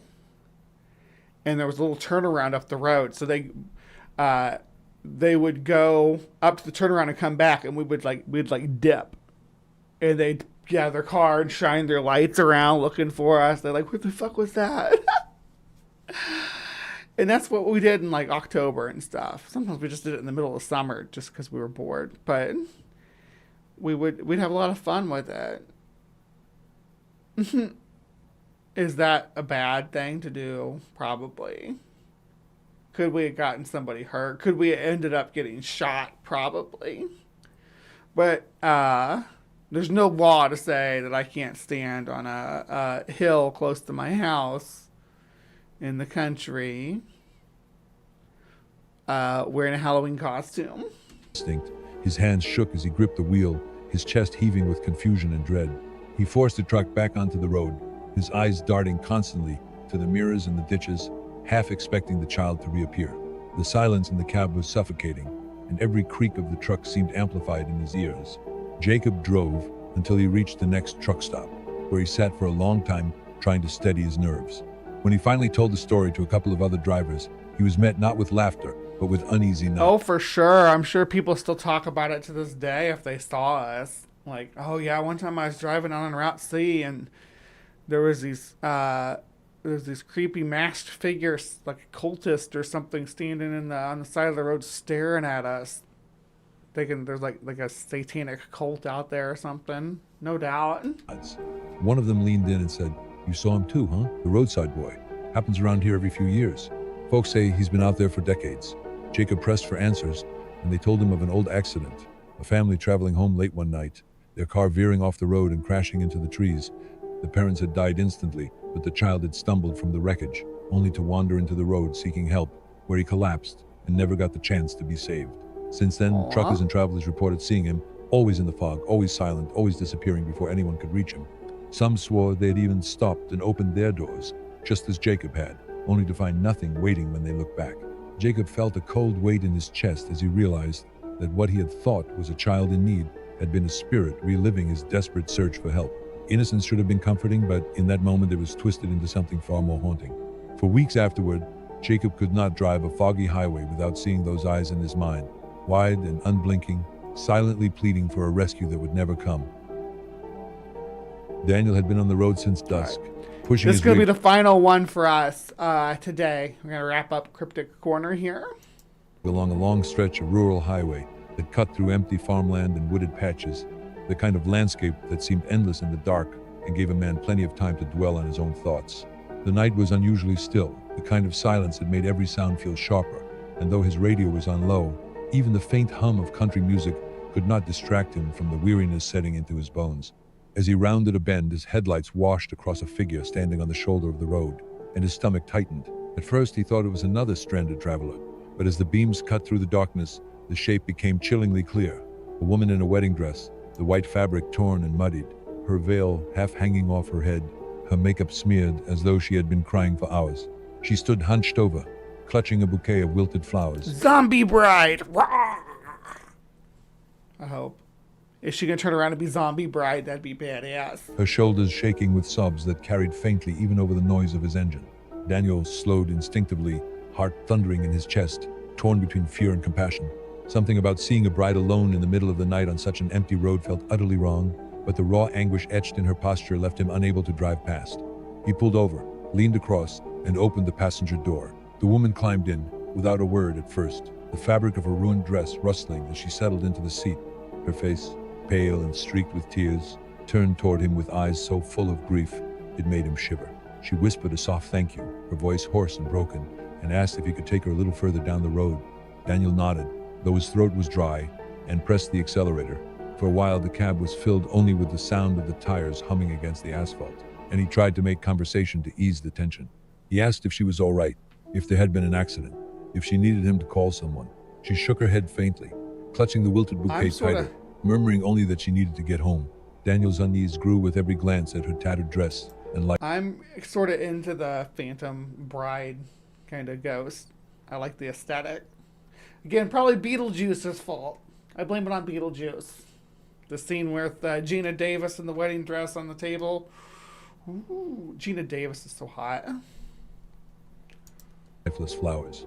The closer they drew to the outskirts of town, the colder the air in the cab became, until he could see his breath misting in front of him despite the heater running. He followed the route she quietly directed, each instruction bringing... And then she said, my neck, my back, my pussy, and my crack. ...them deeper into unfamiliar country lanes. Finally, she asked them to stop near a small graveyard that lay just off the highway, its iron gates looming dark against the night sky. Daniel Are y'all singing Ace of Base too? All that she wants is another baby. She's gone tomorrow and all. Slowed to a crawl, headlights sweeping across the crooked headstones, the fog curling low to the ground, and he turned to tell her they had arrived. But the seat beside him was empty. The bouquet she had held so tightly was gone too, as though it had never existed. His hands shook violently as he slammed on the brakes, staring at the deserted passenger seat in disbelief. He stumbled out of the cab and into the night air, his breath coming in ragged bursts, scanning the graveyard and the road for any sign of her. The silence pressed in heavy, broken... See, it's so funny. People are terrified. People are so terrified about this. This would be the best night of my life if that happened to me. If I just gave a ride to a ghost. Oh my God. Confirmation of the afterlife. That's what I'm after. I'm not like no, I must prove the afterlife is not real. If the afterlife is real, bring it on, baby. I want to be part of that. I want to know about it and how it works. I want to study it. I want to understand what's going to happen to me after I shed this mortal coil. What does the future hold? What is after this life for Miss Bumblebee? Only by the rustle of wind through the trees and the creak of the iron gate. No figure in white moved among the stones. No sobbing echoed through the dark. Shaken to his core, Daniel climbed back into the truck and drove on until he found a diner open on the edge of town, where he sat nursing a coffee, trying to steady his nerves. When he told his story to the locals there, their expressions shifted from curiosity to grim recognition. An elderly man leaned forward and explained that decades ago, a young bride had been killed on her wedding night when the car carrying her from the ceremony had crashed on the very stretch of road Daniel had been traveling. She had died before ever reaching her new home, and since then travelers claimed to see her wandering the roadside, weeping, still dressed in her ruined gown, forever searching for a way back. Some said she tried to hitch rides, only to vanish near the graveyard where her body had been laid to rest, while others swore they heard her crying when they passed by on foggy nights. Daniel listened, his chest heavy with the weight of their words, realizing... Mommy, maybe you need to give your ghost a ride up the mountain. Realizing that what he had witnessed was not a lost woman in need, but a restless spirit trapped in grief. The memory clung to him long after. Her tear-streaked face burned into his mind, her soft, broken voice echoing in his ears. Every time he drove past that stretch of highway afterward, his hands would tighten on the wheel, and his eyes would drift to the side of the road, bracing for the sight of a bride in white, waiting once again for a ride she would never truly complete, her journey frozen on the night her life was stolen. All right, we're going to stop there. We don't need a CB Radio Phantom. This is a good place to stop for Cryptic Corner for today. All right, so when it comes to Phantom Hitchhikers, what do you all think? You think it's people playing pranks trying to get a paying for their cab fare? Phantom brides, and I love when they ask to be taken to the cemetery and they disappear. That's my favorite part about Phantom Hitchhiker stories, is when they ask to be taken to the cemetery or the hospital, but usually it's the cemetery. Or they ask to be taken home, and then when you drive past the cemetery, you're like, oh, there's an episode of Supernatural about that kind of mixes the Phantom Hitchhiker with the weeping woman who cries, Lelona, and also mixed with the woman in white for a, yeah, so there's like 3 different types of supernatural archetypes all woven together there, and they do overlap a lot. So a weeping woman doesn't necessarily have to be on the side of a highway. She's just a woman that you hear cry and you see crying, and it's a very Lelorna is a very Latin American sort of supernatural entity. Mostly Mexico, I think, is that. But there's videos where you see people reacting to even pranks of La Lorna. I hope I'm saying that right. La Lorna. La Lorna. I hope that double L snags my tongue up. Anyway. There's one, yeah, we covered that a few weeks ago, the woman in white in Florida. But the woman in white is another a ghostly apparition.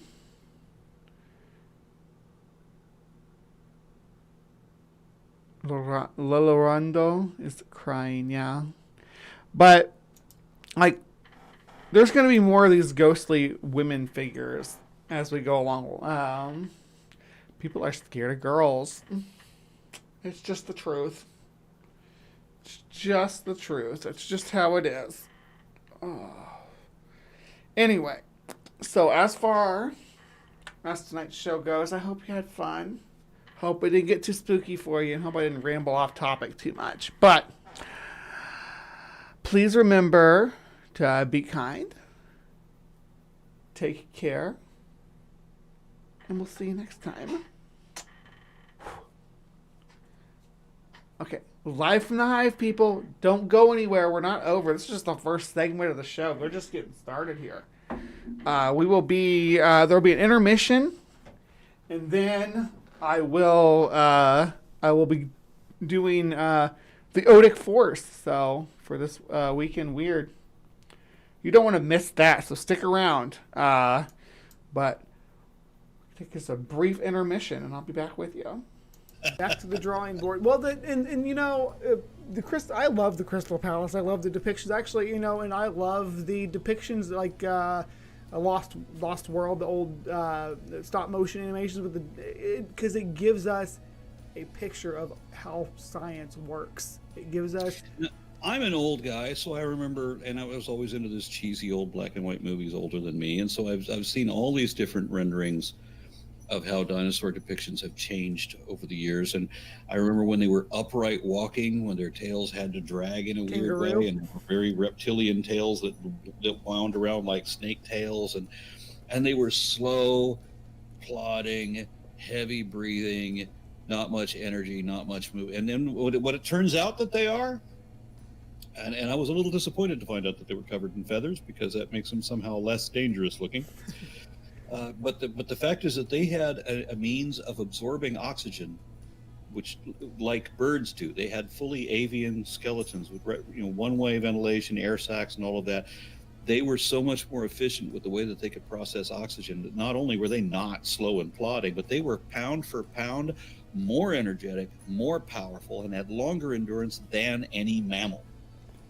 So they were the supreme life form on Earth.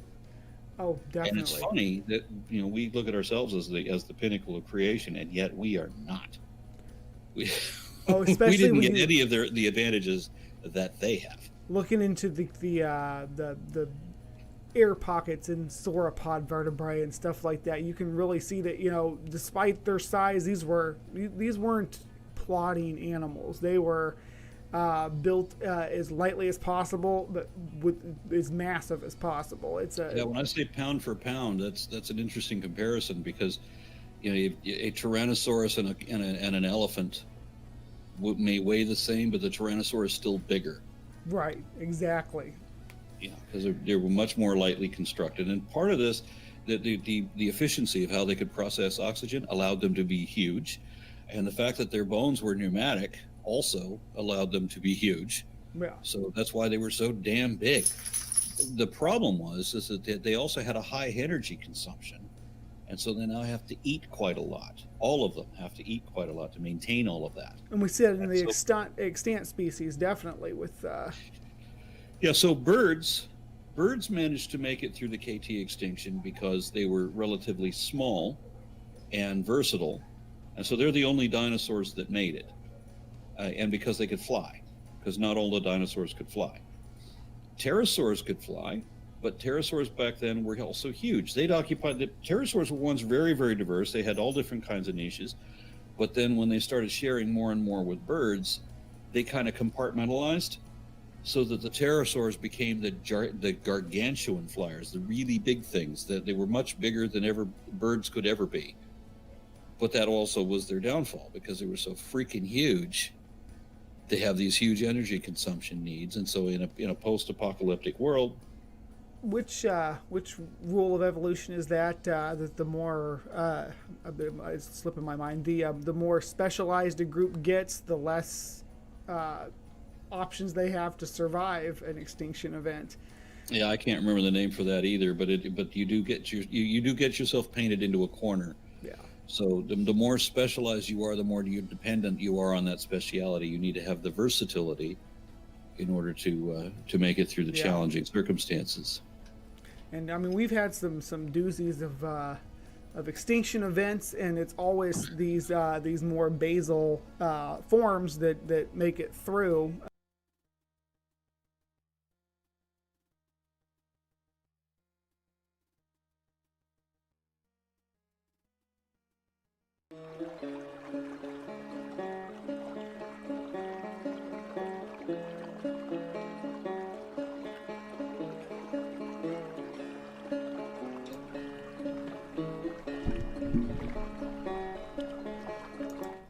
Hello, hello, my beauties and bees, and welcome to our Week in Weird, where we are going to explore the world of conspiracy and will just for you. Maybe I should make that the tagline: the world of conspiracy and will just for you. Now, one of my favorite topics, or one of my favorite things to cover on this segment of the show is like the powers that we can control with our minds, controlling the energies of your body to like make the world a better place. I'm going to show you something here right now that's going to totally blow your mind. Like, be prepared. This is like from the 80s too, so you'll see the 80s hair on these people. We're just gonna jump right into it with this. It's just a little 2.5 minute video. Come here, there's someone I'd like you to meet. This is Megan Rizel, who we brought in from Belgium, who does one of the most amazing acts in the world. Megan Elaine Boozler. Where'd she say she was from? You're not gonna believe this. Belgium?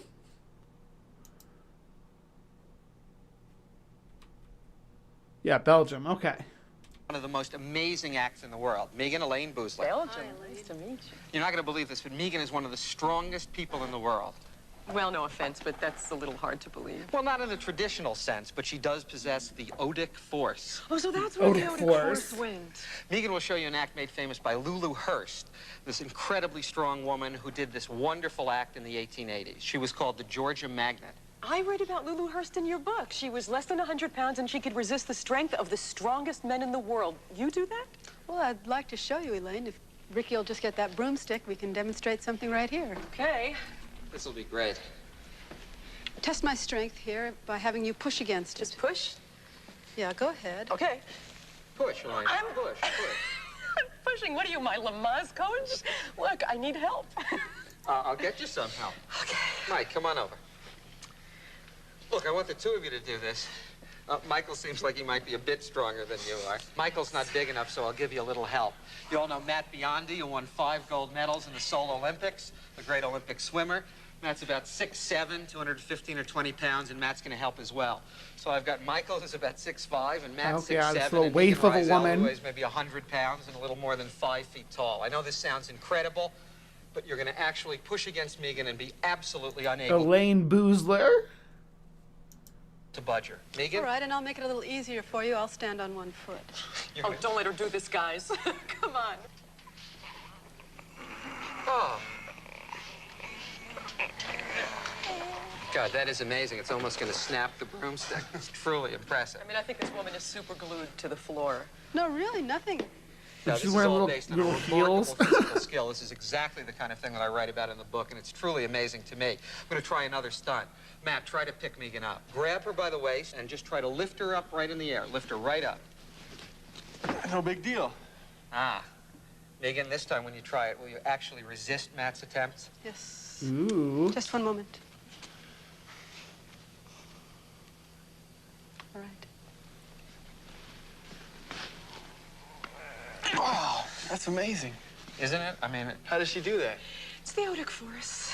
truly You amazing. need to just teach young women to do this to end human trafficking once and for all, right?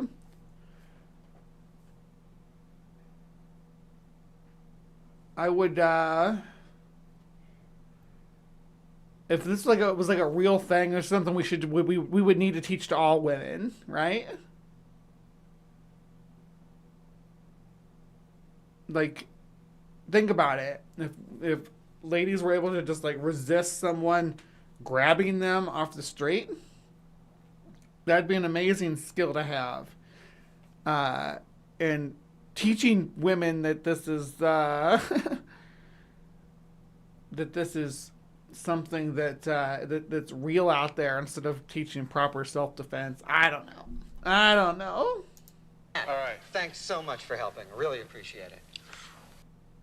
So that was that. But let's actually look into the Odic Force. We're gonna have Jared Booster, who does Tartaria stuff mostly. You all know I love Tartaria channels. They're like my bread and butter. I love the Tartaria nonsense. Mud flood, eat it up, yum. But he did a video on the Odic Force too. So we're going to learn about it, what the Odic Force is.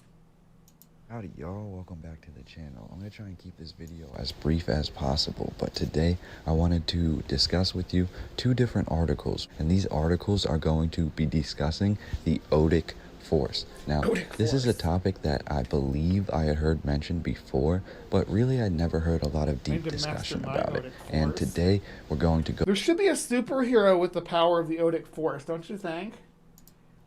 Isn't that a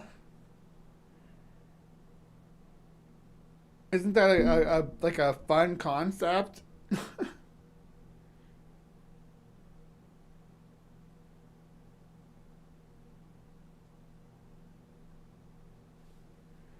Yeah, don't make fake self-defense videos. Like and share the stream instead. Absolutely, I need all the likes and loves. Make it happen. Or I'll use my Odic Force to defeat you. Odic Force! Go over briefly what the Odic Force is and exactly what these articles that are scientific in nature from the 1800s and 1900s had to say about this subject matter. Now, to begin, basically the Odic Force is the life force that is said to be running through all things. Now, this term of the Odic Force obviously is named after the god Odin, and this term was coined by Baron Karl von Reichenbach, who I had discovered just stumbling through a little bit of research earlier tonight. I actually had a hankering to look up the history of paranormal research, and more specifically... By the way, yeah, while I was away, I did get a monster.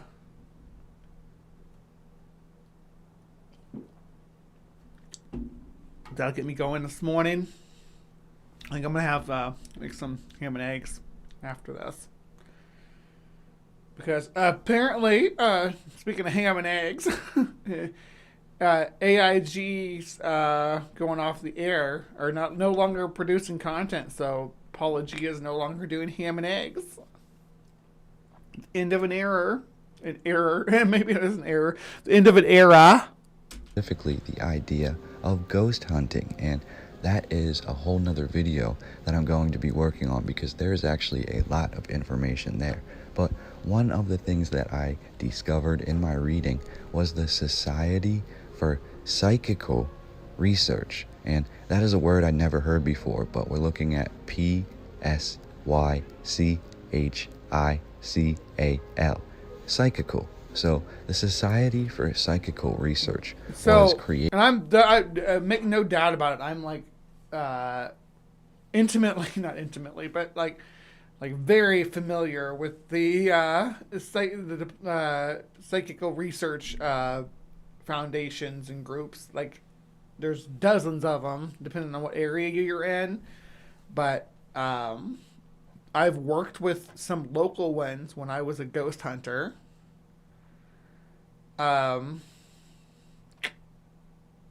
Yeah, so what it's showing here is psychic photography, which is usually done post-production, but can also be done with props and stuff. So we did a video recently on ectoplasm that dived deeper into this. If you haven't seen that, should be up in the next 3 or 4 weeks. It's still in editing. A lot of stuff's still in editing, but we'll get there.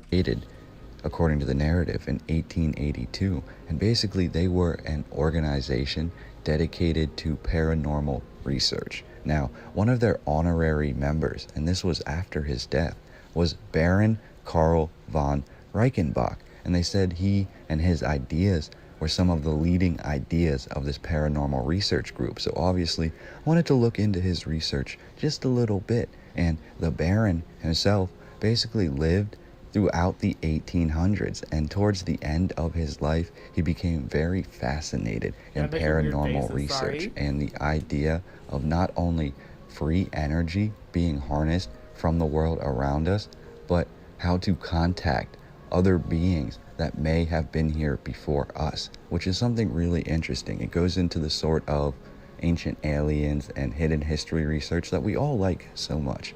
So here's just a little bit more. Initially, Karl von Reichenbach was actually studying the effects of different substances on the central nervous system, and he, during this time period, apparently developed an idea of a new life force which radiated from all substances, similar but independent of electricity, heat, the Odic force, and magnetism. Now, this force that he described is very similar to chi or prana, yet it does not involve any sort of bodily function, as with chi and prana. Von Reichenbach believed the true life force could be harnessed by individuals who were sensitive to this force, and he would conduct experiments on those who he believed could use the Odic force. Now, his experiments were really interesting. They basically consisted of him putting different... You see me charging my Odic force? Do you see it? You all pay attention. Force-sensitive users into dark, completely absent of light atmospheres. And he believed the only way to manifest this Odic force into the world, into a physical manner that you could view with your eyes, was in the dark. He believed that human beings had an innate ability to view this Odic force, and those that were I'm just doing Tai Chi and fast forward. sensitive to it would best be able to do this in complete darkness. So I found that to be very interesting as well. Now you got me wondering about the Piranic force. Will you do that? And except for you shoot piranhas out of your palms. Piranhas are actually named after the Piran River, which is the only way that I remember how to spell it. The secret to remembering how to spell piranha is someone tells you that they're going to go swimming in the Piran, and you go, "Oh, you can go swimming in the Piran?" Huh? Because the fish will eat them. Not really though, because piranhas don't just like swarm people eat them. We'll talk about that in an upcoming Breeze Bestiary Mean-Eater segment.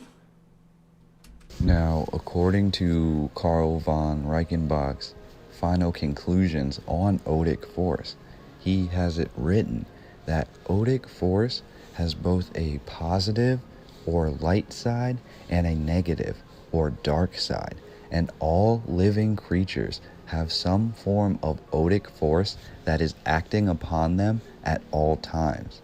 Individuals in control. Odic force is stored in the balls, by the way. Just so you know. Yeah, piranha are like quicksand, right? You think that they're gonna be like a real issue when you're a kid. Just like you think you're gonna be set on fire at least a couple of times throughout your life. because you got to stop, drop, and roll. You think that at some point you're going to you're going to catch on fire though, and I've just not caught on fire, and I've not sunk into quicksand, and I've not been swarmed by piranhas. It just doesn't happen, and nobody has offered me drugs. Nobody offers me drugs when I'm out like on the street, especially they tell you it's going to happen at the playground. I must have spent when my kids were little. I must have spent a whole like solid 8 months of my life sitting at a playground on a bench, and no one's ever come up and offered me drugs. But they do prepare you for those things.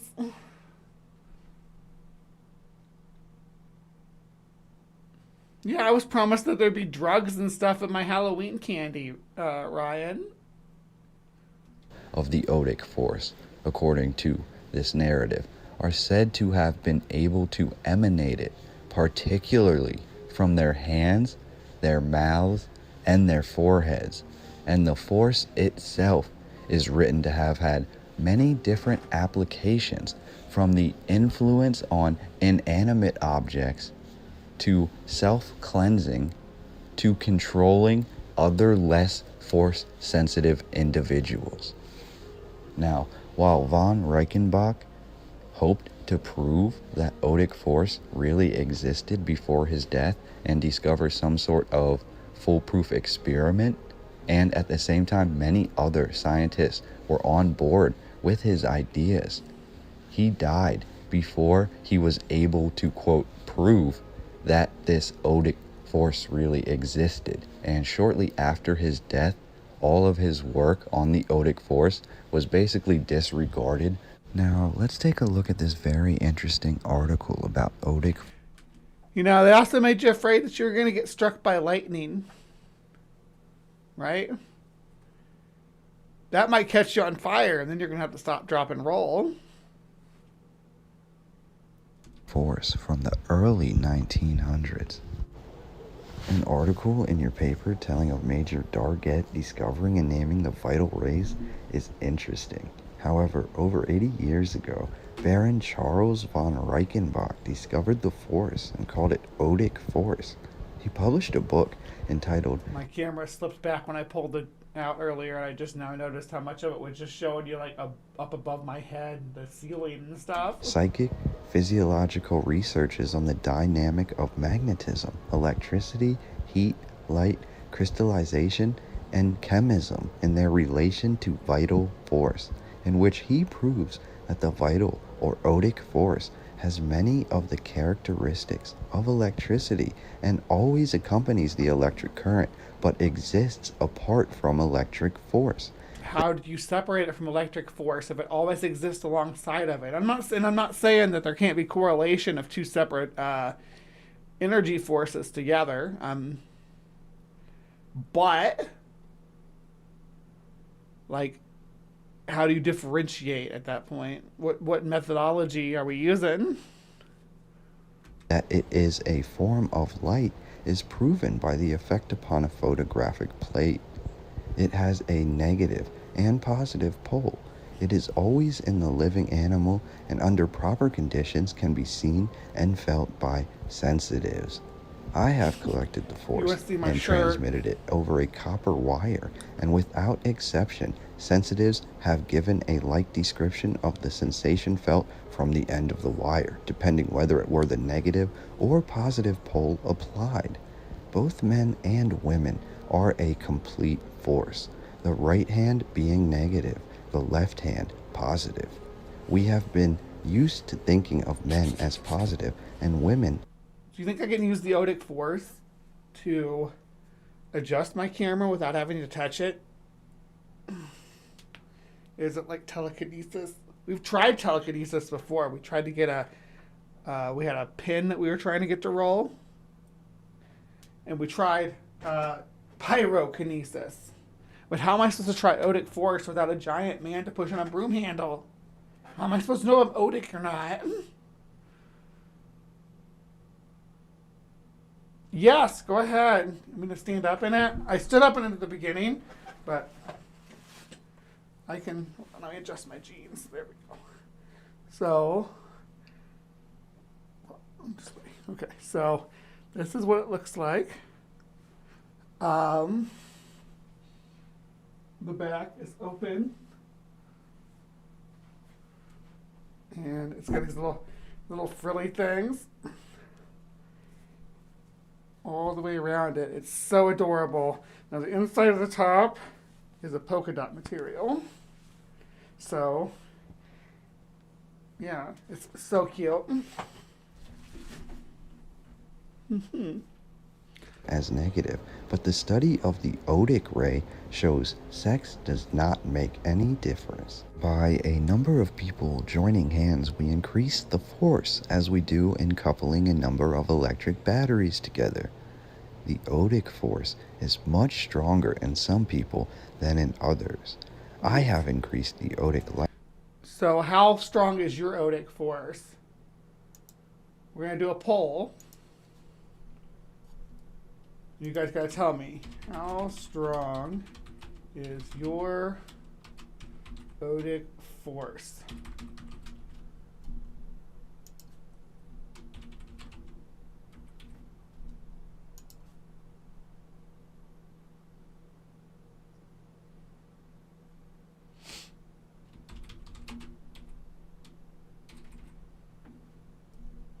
Or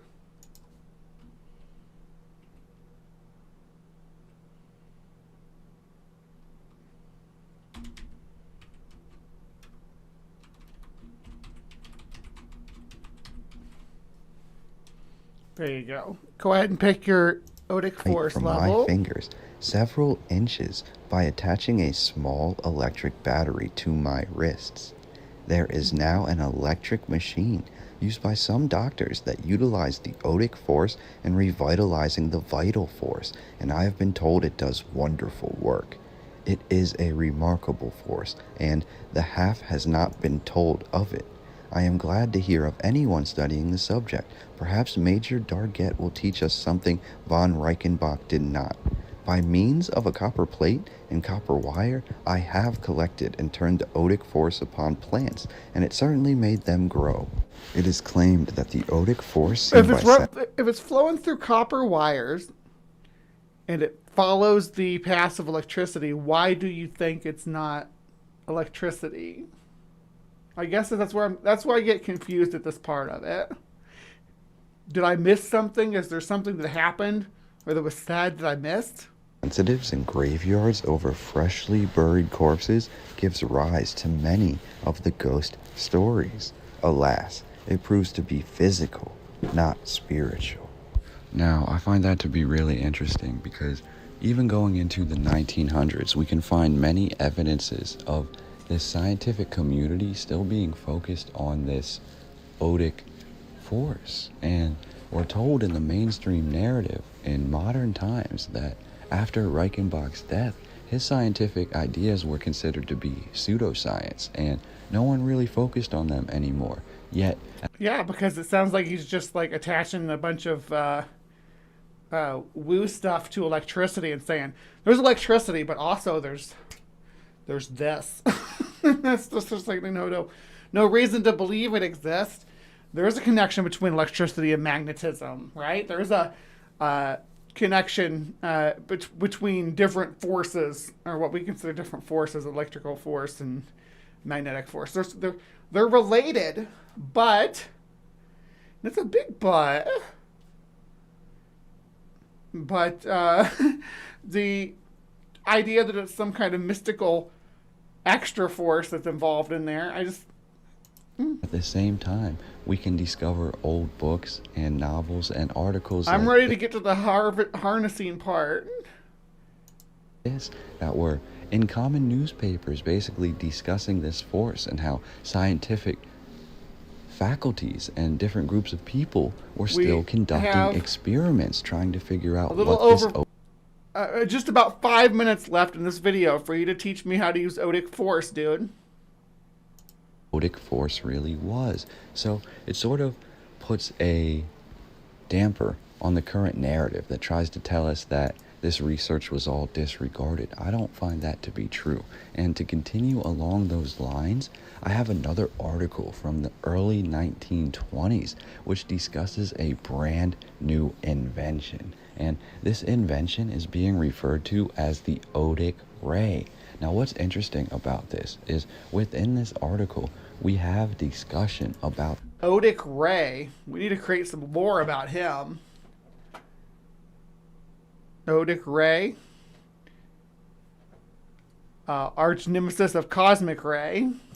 The X-ray. So at first when I began reading this, I thought possibly this was just being used as another term for the X-ray, but apparently the Odic ray is its own device that really never got the mainstream sort of narrative that all of these other old medical devices got. What we're being told is that this Odic ray had the ability not only to penetrate walls. All right, I'm going to penetrate the Odic ray right now. Okay. Because it's got a picture of it. We'll bet a worn out shoehorn that we could make a fortune with an Odic ray outfit by trading its rays on drugstore scales and then inviting the overfed public worrying about weight to find a weight it desires. What the fuck? We'll get blasted with an Odic ray. It has something to do with your weight. Is there someone on a scale getting blasted with the Odic ray? I guess you blast yourself with the Odic ray and it helps you lose weight. And you can actually do it on the, while the person's on the scale. That is insane.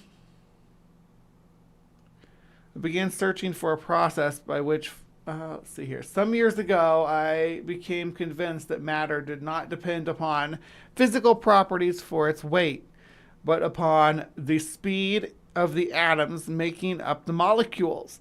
And I began searching for a process by which a force could be generated that would be high enough in point of speed to change the atomic speed of matter. Knowing that it would be impossible to release or generate such a force out of any form of matter, I turned my attention to the study of nature, the nature of electricity and the natural force, or other natural forces. Believing that man could not conceive of a force unless there were something moving, I therefore believed that the force must be made up of a substance in motion. The substance that forms the natural body of the force, or so-called laws of nature, is not matter in the sense that the term is ordinarily used, but substance so fine and vibrating as at such a high rate of speed that it cannot be comprehended by any faculty of man excepting his reason. Thus, considering the nature of electricity, reason tells us that we must have a universe. In other words, the substance of body of electricity, termed amperage, must be made up of infinity small eddies of force, the same as ordinary matter is. What kind of word salad is that? Holy hell, what did I just read? Did that make sense to anybody? Yeah, but these are the pages that old boy is alluding to. But let's let him break it down for us. Maybe he can make it make sense. Make it make sense, Jared.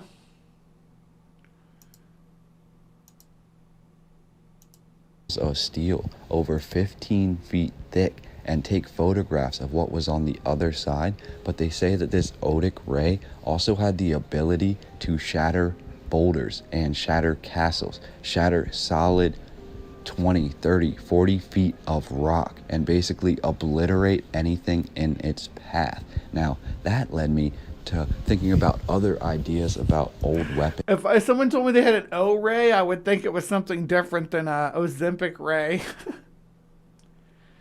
orgasm ray.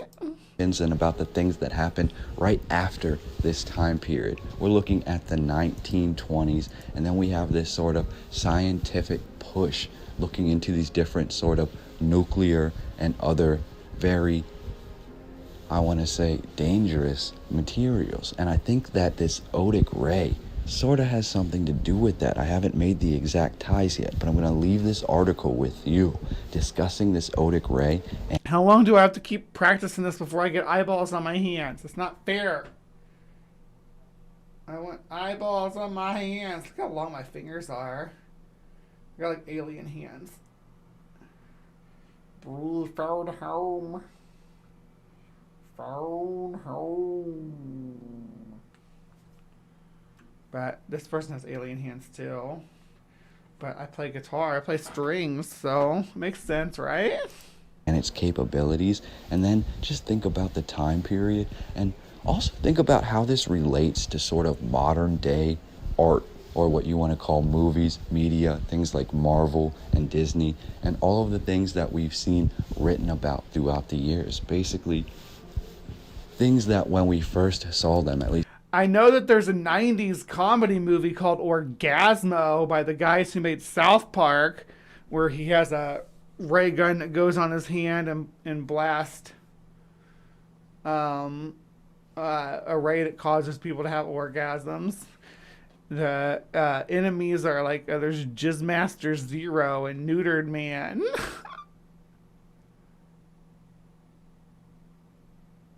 So that's a movie. Orgasmo. It's a funny movie too. I am Sancho. And there's a song. It was like me and Bo were just listening to it in the car the other day. It was like, "Yeah, think you're a man, man."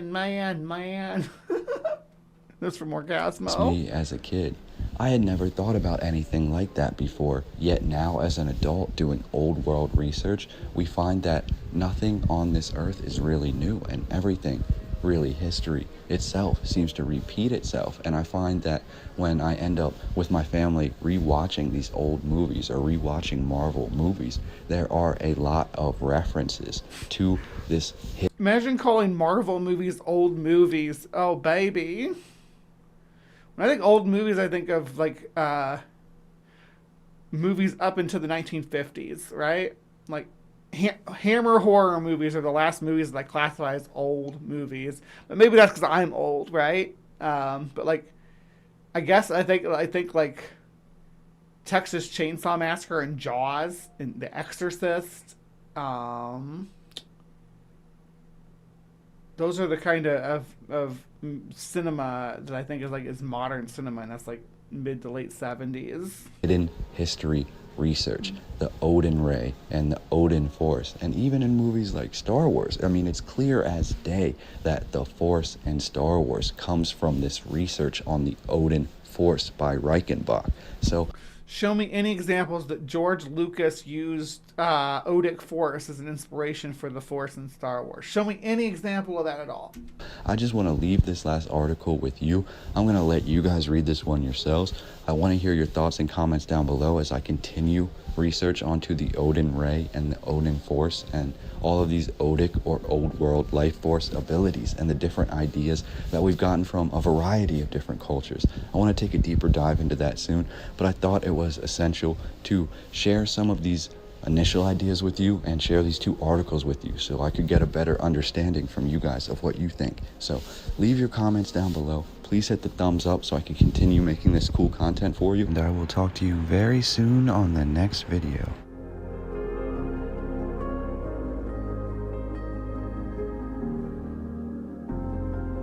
Giant Skyliner, safe as any conveyor ever perfected, equal in luxury and comfort to the palatial greyhounds of the ocean lanes, is a possibility and probability of the near future. These were the announcement made by Professor Edgar L. Hollenshed, scientist of Pasadena, in an exclusive interview in May 1921. For he declares that powerful rays will make metals so light that a huge steel skyship would become light as a bubble. Not only this, but the Odic activity ray, Professor Hollingshed claims will... Oh, it's going to jump. Let's go back to the article. Okay. So basically, this is a ray you blast people with, or you blast anything with, and it makes it lighter. Like you can make like this in comics, like showing a woman being made to be like 10 pounds or whatever, and she's kind of she got some cake, but as is well known in matter, we have 3 distinct classes of eddies of force. Did we just read this? I think what we read was this section up here, right? Which seems to be a perfect counterpart of a solar system. We have, namely, the molecule made up of atoms traveling around a definite orbit. We have the atom made up of electrons, also traveling around an orbit.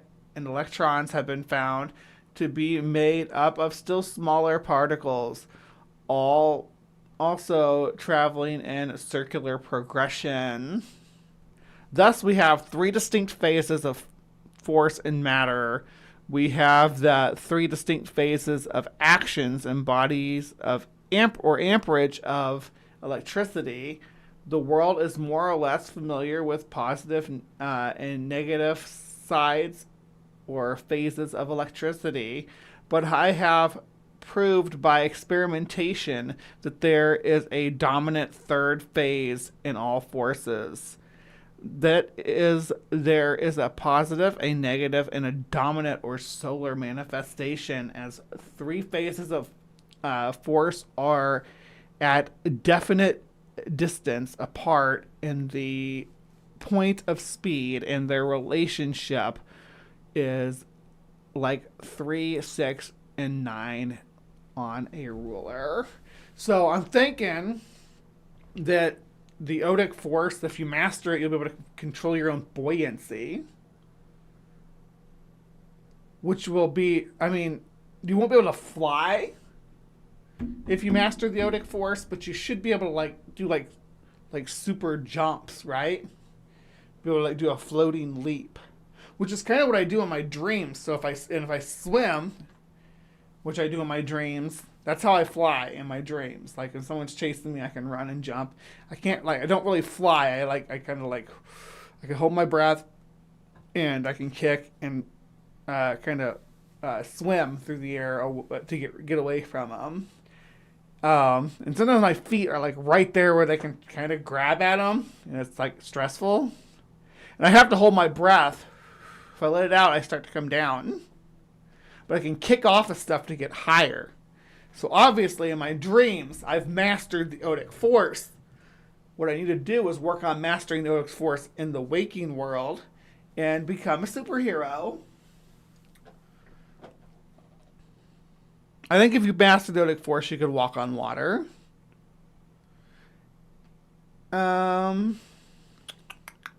Edgar L. Hollingshed, inventor, is shown here petting his masterpiece, which if his theories are and claimed prove true, will revolutionize electric science. This is a close-up of the Odic ray machine, which by directing a certain radiation known as the Odic ray, can counteract and destroy the force of gravity, pierce any solid, or destroy any matter completely. In the photo, it is shown just as it took a photo through 11.5 inches of solid lead and 5.5 inches of solid steel with an exposure of 5 seconds. This is our homie. Yes, just click to enlarge, and that's allegedly this is the larger version of it, but we can zoom it in, get a good idea what this looks like. It looks like one of those machines that people use called that have you put the You put the phallus on it and it goes like that. That's what it looks like an ancient prototype for that. I guess it's a camera though. It does have like a camera, like an old-timey camera thing on the end of it. Okay. I believe you. Sure.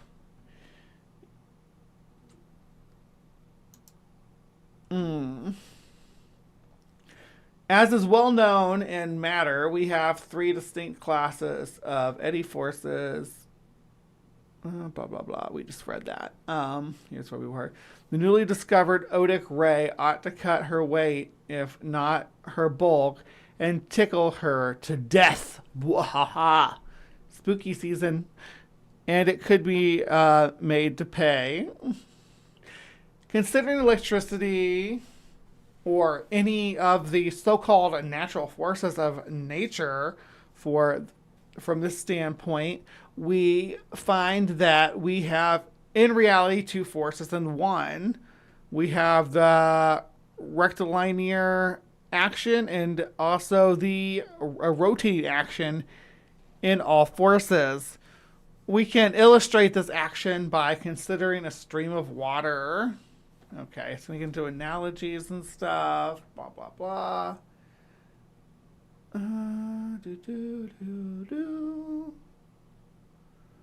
Eddies of force. Lines of gravitational force. Mm-hmm.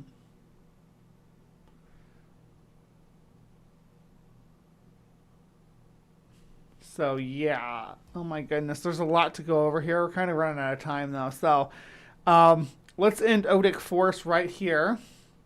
There's other mystic forces. Other mystic forces out there that we have to cover, right? We can't just, like, let it go. We have to include them. There's, orgone forces, and there's just, yeah. Let me show you, actually, while I'm yammering about it. So, usually and people be critical of it, but I love Wikipedia as a hub. And you go to the Wikipedia for Odic force, and you got Reichenbach here.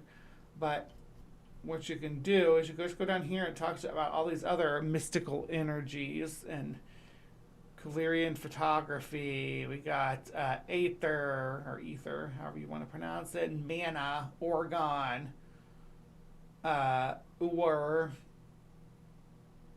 Seed. You got Vril.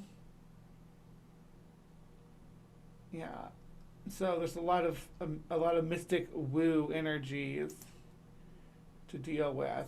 But like pseudoscience is a big topic. There's a lot to crack open. Anti-gravity, cold fusion, faster than light travel, quantum mysticism. You know, there's so much that we could, there's years of shows here to cover. I'm not going to get into the medicine stuff. But if you like the medicine stuff, Dr. Ben does a show called Medical Myths. Go check that out. Let me clear my throat real quick.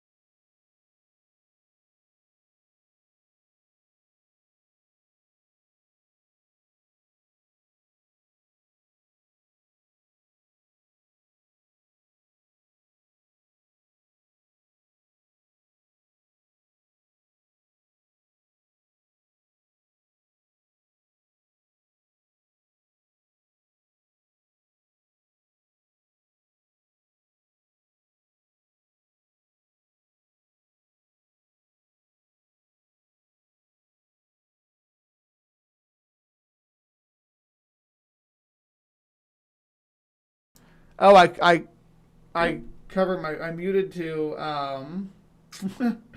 to cough, and it didn't unmute when I went to click it. It's back now. It's back. Okay, so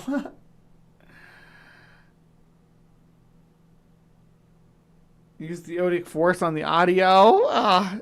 Anyway, please remember, this has been our weekend weird with Bree's, with Bree. And if you want to see more like this, join us every Saturday morning, and we will crack open all the conspiracies and weird shit that you love. But until next time, please remember to be kind and take care. All right, live from the Hive audience. Don't go anywhere. There is more show to come, and we got to talk about the bears. We got to talk about the black bears. So do not leave. I will take a quick intermission. We're going to run an ad here, and then I will be back with Bree's Bestiary, and we'll wrap it up for the morning with a fun little romp through the forest.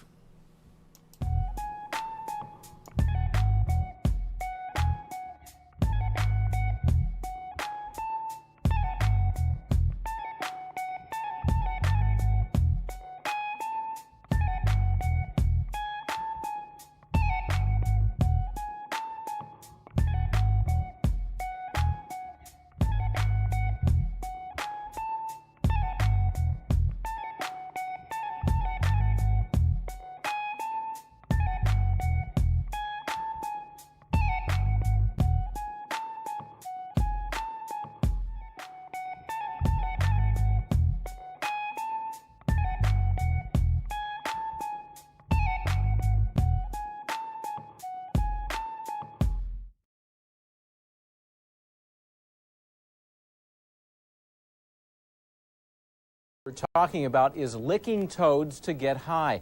Now, for years, various Indians of Central America have ingested the hallucinogenic secretions of toads, but that practice, according to the Drug Enforcement Administration, is against the law. At first glance, the toad does not look like a criminal. Lick the toad, lick the toad, lick the toad, lick the toad. They call him Narco Toad. On the street, he's also known by his alias, Bufo Marinus. He and his cousin, Bufo Alvarius, are dangerous dudes. They deal in a mind-scrambling substance that defends against intruders. It all comes from a little gland behind the toad's head. When bitten, the toad secretes a milky white fluid from its parotid glands that can poison its attacker, making them extremely ill and sometimes causing cardiac arrest. Watch whatever crap comes on next. Coming up next. Live from the Hive. The organization took to their Facebook page last week to caution visitors not to lick the Sonoran desert toad. Don't lick it. If you're wondering why anyone would want to do that, well, let's explain. Apparently, this particular species of toad secretes a psychedelic toxin that leads to hallucinations if ingested, but can also make humans really sick, leaving people incapacitated for up to 30 minutes. Well, the NPS didn't say if a particular incident prompted their public service announcement, but a recent report from the New York Times says there has been an increased demand for the poison recently. Perhaps that's the reason the Park Service felt it necessary to remind visitors not to lick toads. Ew, gross, man.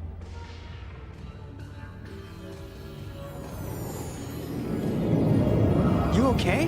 Whoa, everything's so significant. Dude, you gotta try this. Not even. It's got your germs on it. Not this end. Oh, I can see the air. And you know what else? The hallucinogenic compound of bufotoxins sometimes do create a feeling of airiness or flying and things like that, and we believe that the witches flying around on broomsticks is probably due to the toad component of the witch's brew. While the psychedelic bufotine has been detected in dozens of toad species, Bufo alvarius is the only amphibian known to biosynthesize its O-methyl homolog, 5-MeO-DMT. The toad's neck and limbs carry numerous protuberant glands marked by pores through which venom is excreted from subcutaneous lobules that contain the enzyme responsible for biosynthetic conversion of bufotine into 5-MeO-DMT, in addition to the production of other tryptamines and cardiotoxic steroids. Ooh, check it out, man. The licking toad. Yeah, licking toad, man. Lick the toad. The National Park Service says if you see a toad in the wild, keep your tongue in your mouth. That substance is bitter and foul-tasting. It blocks nerve transmission. It can affect the heart. It also can get you high.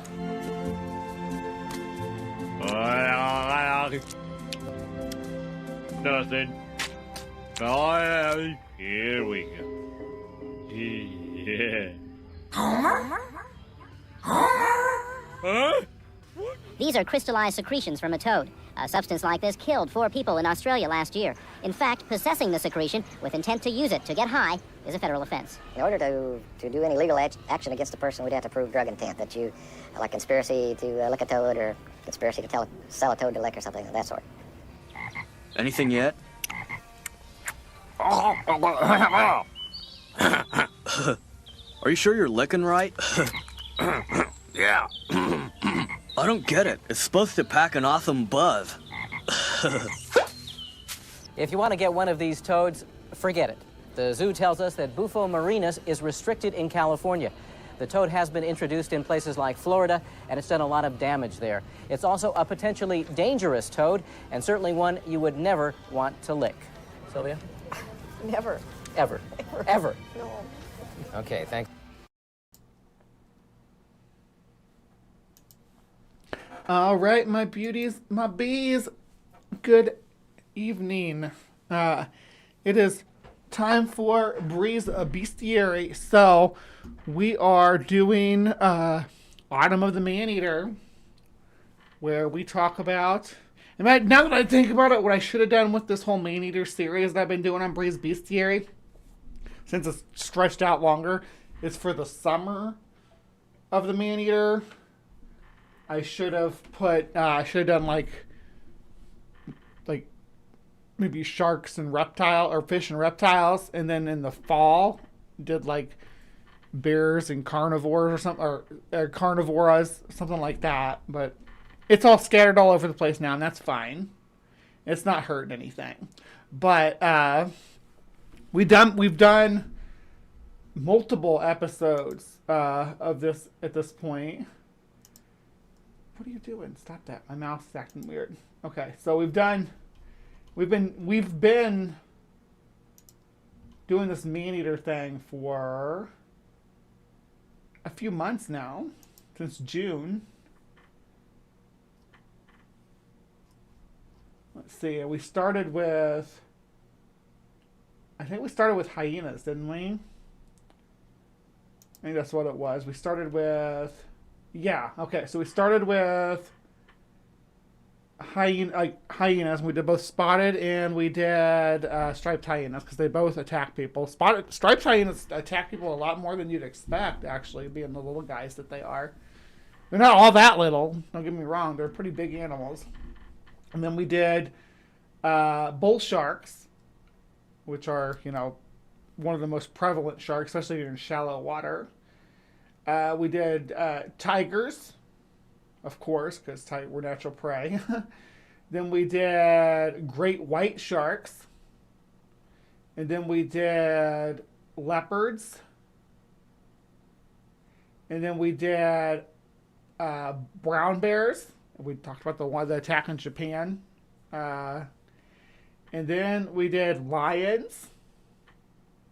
And then we did tiger sharks.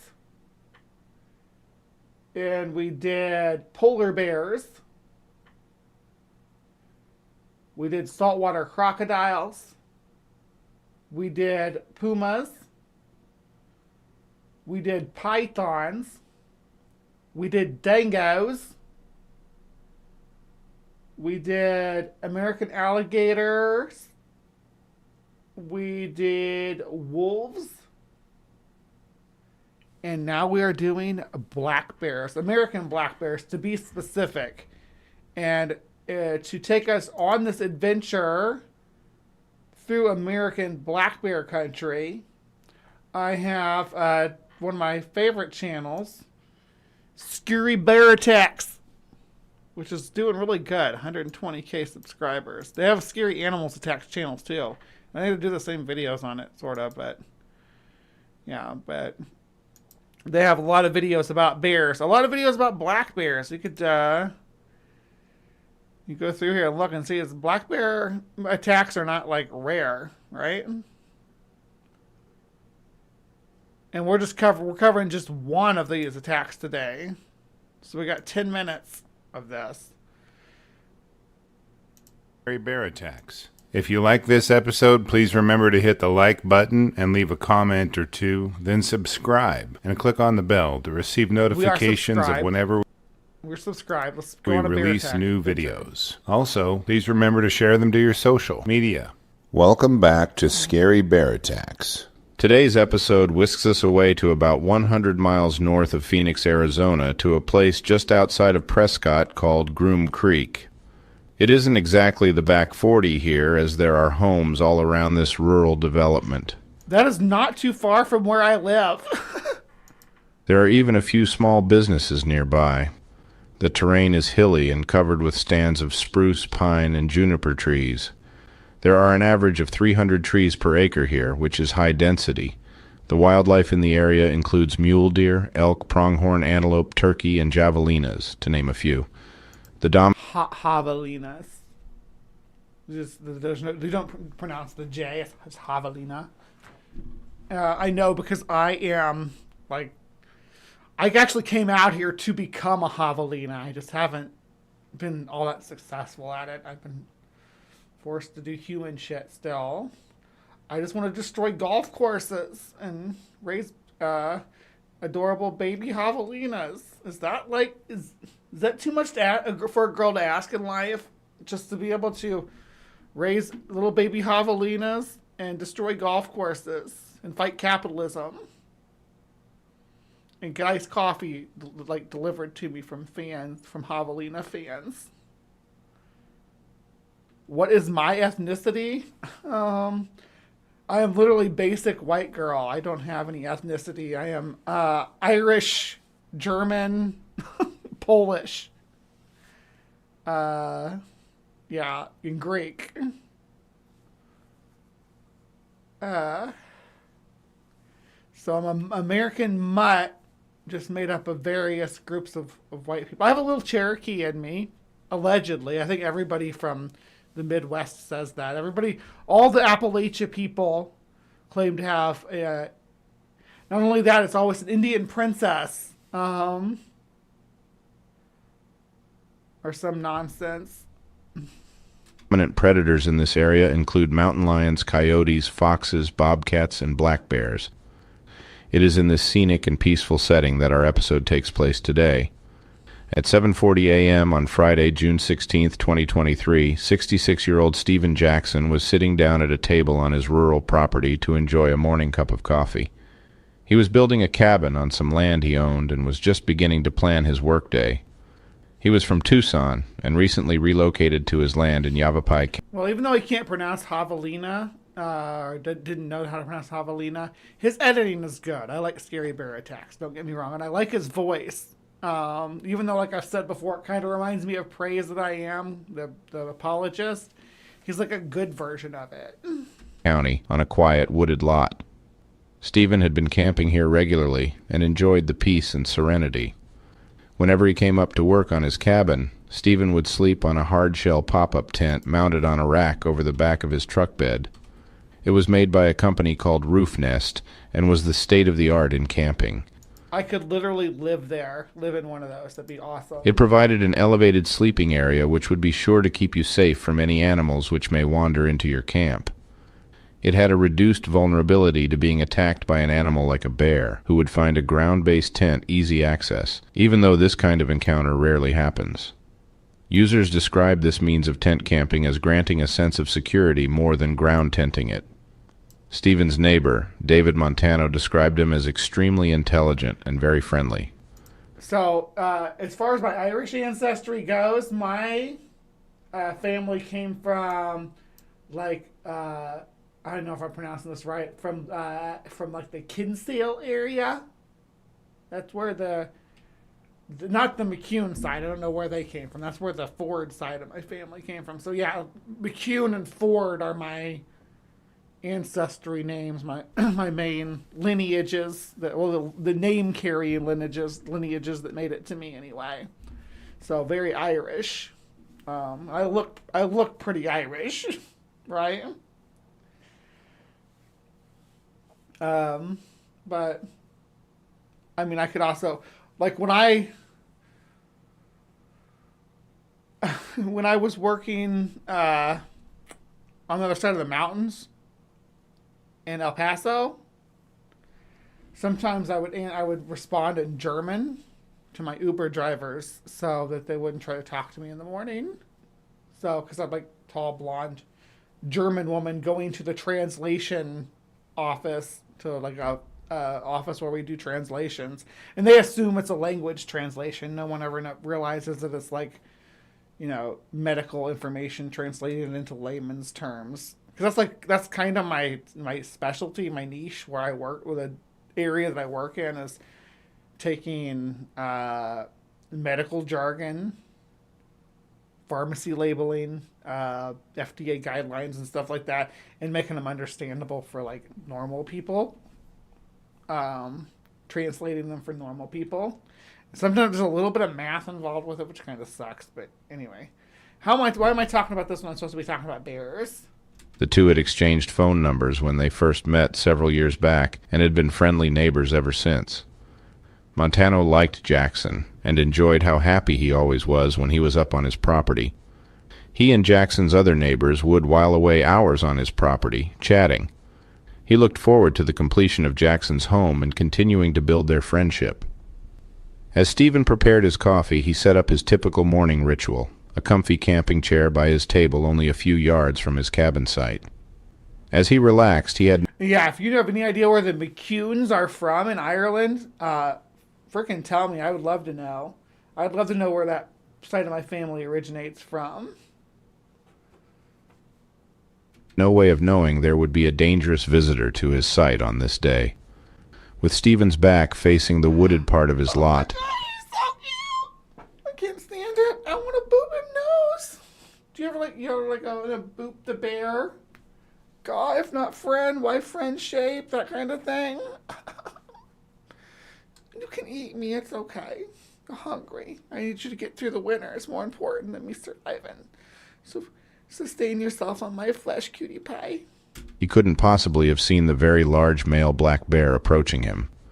Bears have plantigrade feet, which means their weight is distributed over a larger area like human feet. Their feet have thick rubbery pads similar to dogs that flex around any object they step on. This may keep twigs from snapping or prevent other sounds while they approach their prey. While I was in the backcountry of Alaska, I once had an enormous brown bear shake the ground with thudding footsteps as he approached me, stop, then slip away without as much as a twig snap. Nobody witnessed precisely how the black bear closed in on Stephen, but his neighbors suddenly heard him yelling for help. They rushed outside to see Stephen in the grasp of a huge black bear, clearly terrified. Neighbors began flocking to the attack site. Many of them yelled and screamed at the bear, trying to frighten it off. Others got into their vehicle and approached the area, honking their horns, but none of it scared the bear away. As the bear bit and clawed Stephen, the man yelled and tried pushing the bear away from him. With all the... Was the big old fat bear like that? I feel so bad they're talking about this bear mauling this guy to death, and I'm sitting here talking about how cute the bear is. I can't help it. I like cute things. I didn't make my brain. If anybody gets that, I know Bo will get that reference. din raised by the neighbors, the bear began to drag Stephen away, about 75 yards down a slope. That is when one of them went to get Montano. Montano worked for the government, and as part of his training was well trained with firearms. He firmly believed that a firearm in the hands of a trained person can save lives, but on this day, he was painfully wrong. Montano was sleeping when he heard a thunderous pounding on his front door. He leapt out of... Oh, and my dad's side of the family also has a lot of Greek in it. Like, his mom was Greek. Like, her name was, like, Osiris or something like that. I can't remember the last name. I'll have to look it up. But, yeah, she was like they were really Greek. And she had, like, family members that were still living in Greece. But I don't look Greek at all. As far as I can tell, I don't think I look Greek. My dad looked kind of Greek. He was a furry little guy. Of bed and ran to the door to see what all the ruckus was about. As he opened the door, he witnessed an exasperated neighbor telling him to get his gun because a bear had Stephen. Incredulous, he scrambled to grab his rifle. By the time Montano arrived at Stephen's lot, he was nowhere to be found. Bystanders directed him to look down the hill, and he quickly made his way through the trees and down the slope. As he searched for Stephen, he could see the bear standing over him. The bear was eating Stephen's lifeless body and slowly dragging Stephen further away. He raised his rifle and fired once, and the bear... Were you all prepared for Fat Bear season? I love Fat Bear season. ...immediately rolled off of Stephen. Knowing how a dead bear can... Do Florida black bears not do Fat Bear season? I don't think they do, because why would they hibernate? It's Florida. ...quickly become a partly dead bear. He fired once more into the bear's limp corpse. Montano and other neighbors quickly called the Yavapai Sheriff's Department and requested medical help at the location. They ran to Stephen's side to see if they might be able to help him. Stephen was a mess, with large bite wounds, and was not responding to them. By the time the police arrived on the scene, they found Stephen had died from loss of blood and trauma. His smile was erased in his painful expression of death. Arizona Fish and Game Department officials showed up and completed a brief investigation. They indicated that there was nothing left out that would attract the bear to Stephen's lot. He hadn't left food out or spilled anything that a bear might find enticing. He was himself delicious, though. Sometimes if you eat the right food, you smell really good to a bear. That's the problem. It's like, people know that. I don't know why they act like that's it's a mystery. Because, like, if you eat bacon, right, for breakfast, and you're out in the field and you get sweaty, you're gonna smell like bacon. If you eat, we know this from, like, I mean, everybody knows this from garlic, right? Like, if you eat garlic and the next day when you're all sweaty, it's gonna smell like garlic. You shave or you bathe, brush your teeth and everything, you start sweating, it's still gonna smell like garlic, because there's I don't know what to call them besides particulates. There's probably a technical term for it, but they get into your bloodstream and release it into the air through your sweat. So you can smell like a honey glazed ham to a bear. Stephen had followed the Be Bear Aware guidelines in terms of keeping a clean campsite free from trash and food. They also indicated there were no reports of an aggressive bear in the area.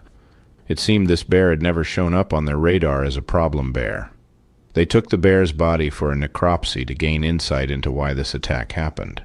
The report indicated that the bear was very large, weighing 360 pounds. That's a fat bear. It had a good amount of fat and had no sign of illness or disease. A rabies test was performed on the bear and came back negative. Authorities labeled the incident a predatory attack and struggled to explain just why it happened. The bear's stomach contents were removed. It had tissues from Stephen's body mixed in with some seeds and plants it had consumed previously. At our Patreon link below, you will find pictures of the attack scene and the dead bear after Montano shot it. There are no pictures of Stephen's injuries there. We're not going to look at that, but if you wanted to see that, you can go here to the video and see it. But the pictures are always great to analyze for context. There is nothing particularly graphic there except the dead bear. 360 pounds is big for a black bear in the Southwest. Yes, absolutely.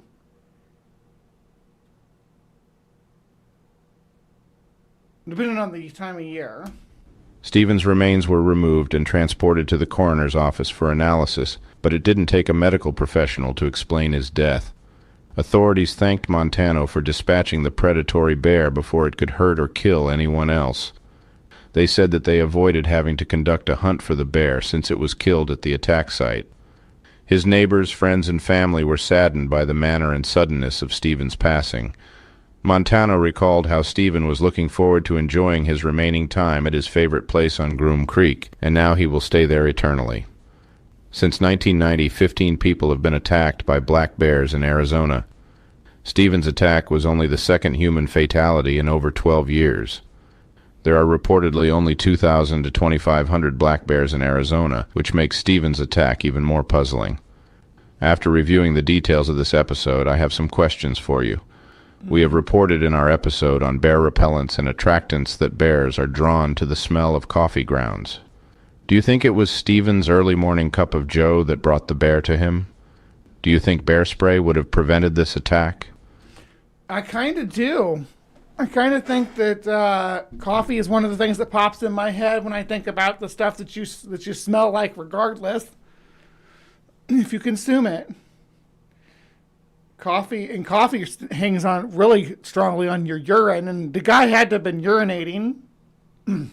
We all urinate, and also golden grams make your pee smell like that too. Does this attack show you that precautions like being bear aware? Oh my gosh! Ryan, you've done enough with all these beautiful birthday presents. Oh, look at this. Ah! Whoop, whoop. I just knocked some of it down too. There's so much stuff. You're such a sweetheart. I need all this lip balm stuff here in the desert because my lips get dry all the freaking time. Let's see who got a gift membership. There were 10 of them. Let's see. Left-handed Jedi. One Ring 42. Oh my gosh, I miss Ring so much. I hope they're doing well. Sumami. Big Zebra. Queen Detroit Atheist. Accurse. Sapphire Equatorial Pull Light, My Unfinished Song, Boner, and Triceratops Volcanoes Pointy Fire Rocks. Okay. Awesome. I love that everybody got these memberships. So, thank you so much, Ryan. And I noticed also while I was reading those through that the names seem, well, or is that because I'm looking at it here? Yeah, the names seem like they fixed them. It's fixed itself. I think it was a YouTube issue with the @ thing. But maybe not. Are we still seeing them out there? So everybody's name looks corrected to me now. And if I scroll back, maybe not. No, it's still got the ats on it out over there. Okay. Anyway. Around your campsite and sleeping in elevated accommodations are not enough to avoid a predatory bear attack? Are you surprised at the massive size of the bear that killed Stephen Jackson? I will enjoy reading and responding to your comments, so please post them below and let's talk about it. Thank you for watching Scary Bear Attacks. If you've enjoyed this episode, please consider clicking. Ryan, it's merely describing you. It's describing you.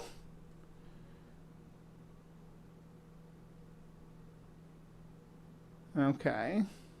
Just the announcement of the gift memberships are corrected.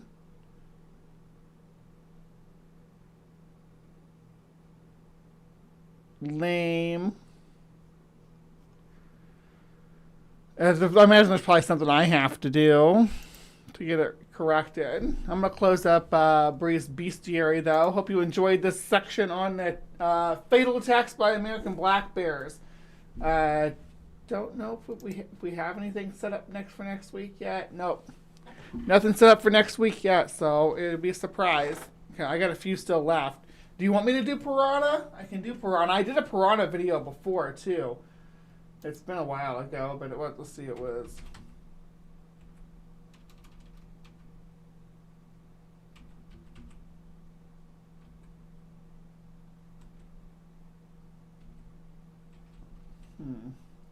Maybe I didn't.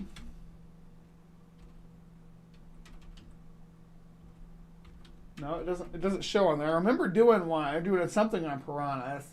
Regardless, we'll do piranhas. Let's do piranhas next week.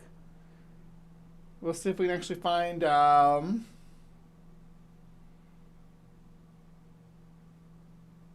see if we can't find a good piranha one. All right. As far as Bree's Bestiary goes, please remember to be kind, take care, and we'll see you next time. All right, live from the Hive, people. Okay. So, thank you for sticking with me this morning. I hope it's been a fun show for you, if anything.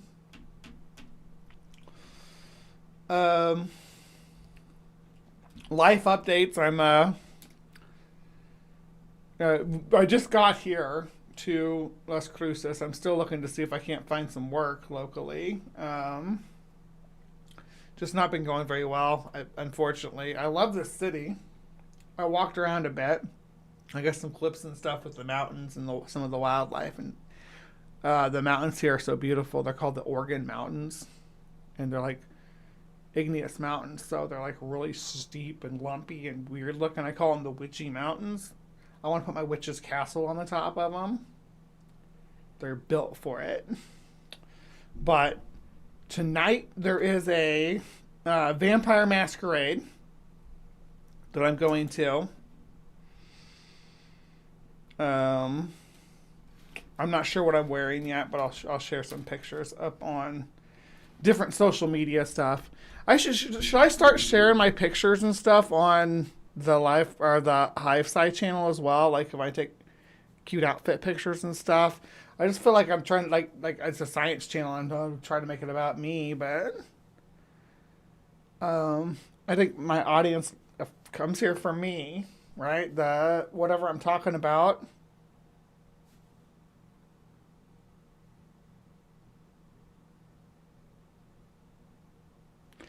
A different channel with shorts on which topic.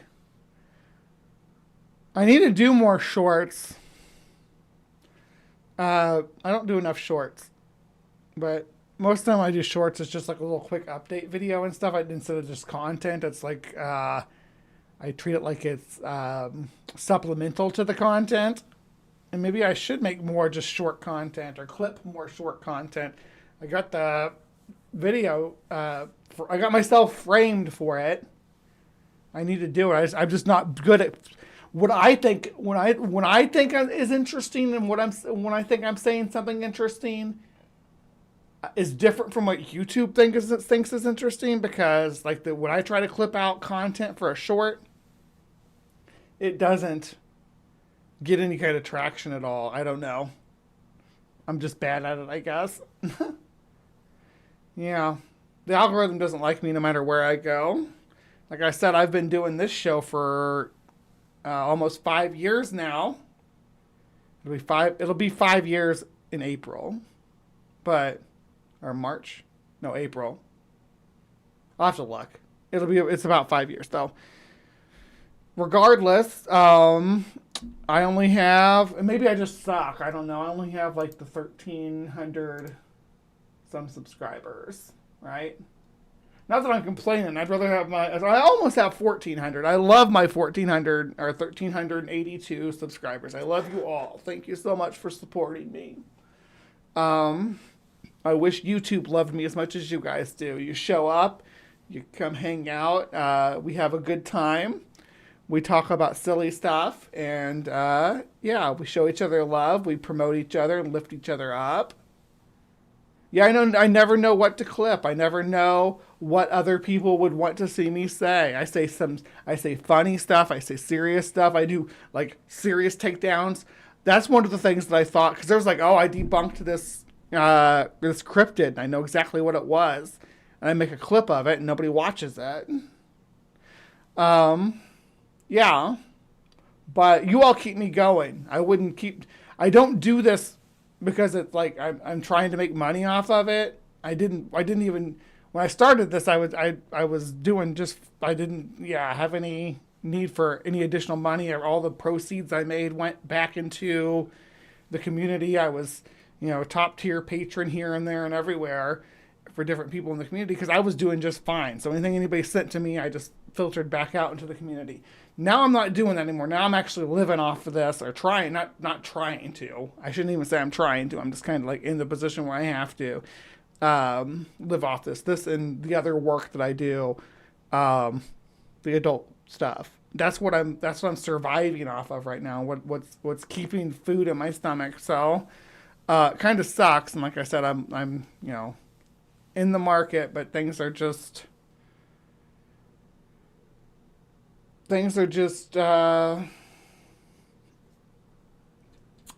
difficult right now, and it's difficult for a lot of people. Like I said, they had a fundraiser for Ember. I know other people are out of work or looking for work, or doing people with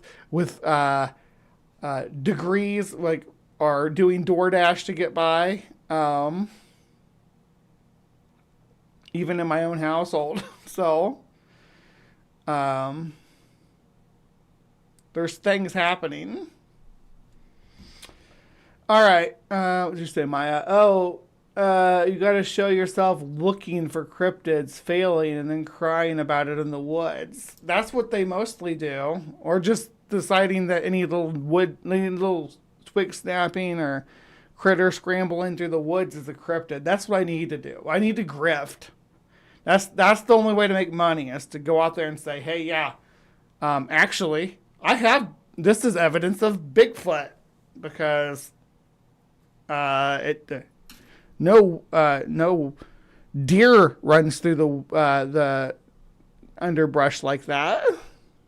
I need to grift and become the charlatans that I initially sought out to destroy.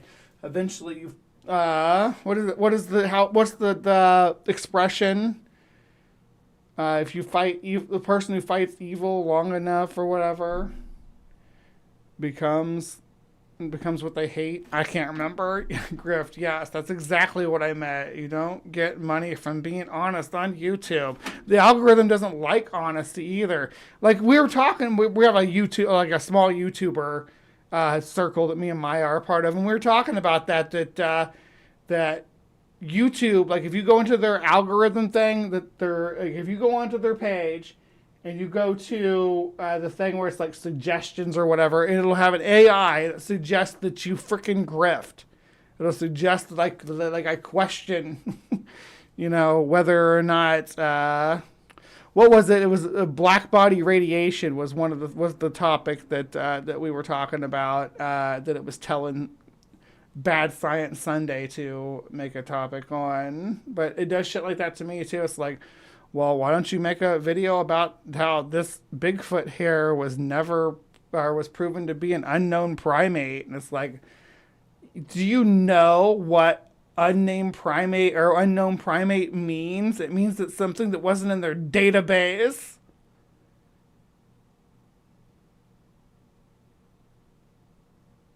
Yeah. So their algorithm is like saying, hey, if you want us to push you, make videos about this nonsense. And it's not cool, and it's like a problem. It's a real problem. But sorry, YouTube, whatever, I love you. No, I'm not gonna be like that. It's like, you want to pull? Yeah, I got like I said, just under 1,400 subscribers. Yoinking me off of there is like, it's not gonna be a big deal for you, and it's not gonna make that much of an impact. But yeah, it's bullshit for you to be pushing pseudoscience or pushing us to create pseudoscience. Anyway, I'm gonna wrap it up here because I got a day ahead of me, and like I said, I love you guys, appreciate you, and please remember to be kind. Take care, and we'll see you next time. This shit, bro. Oh, hell no. No. Man. Hey, bro. Hey. Bro, fuck all that. Hey, Prime, fuck all that shit, bro. Man, fuck. Hey, fuck all that. Hey, Prime. What's up, bro? Hey, you got me, fool. You got me, right? Bro, what's up, bro? Hey. What Come hug, yeah, hug me. What the Come fuck? hug me. I want you to hug Hey, me. what? What's up? Man, what the fuck that? Hold on, bro. I think he got a knife. Not shit. Shit.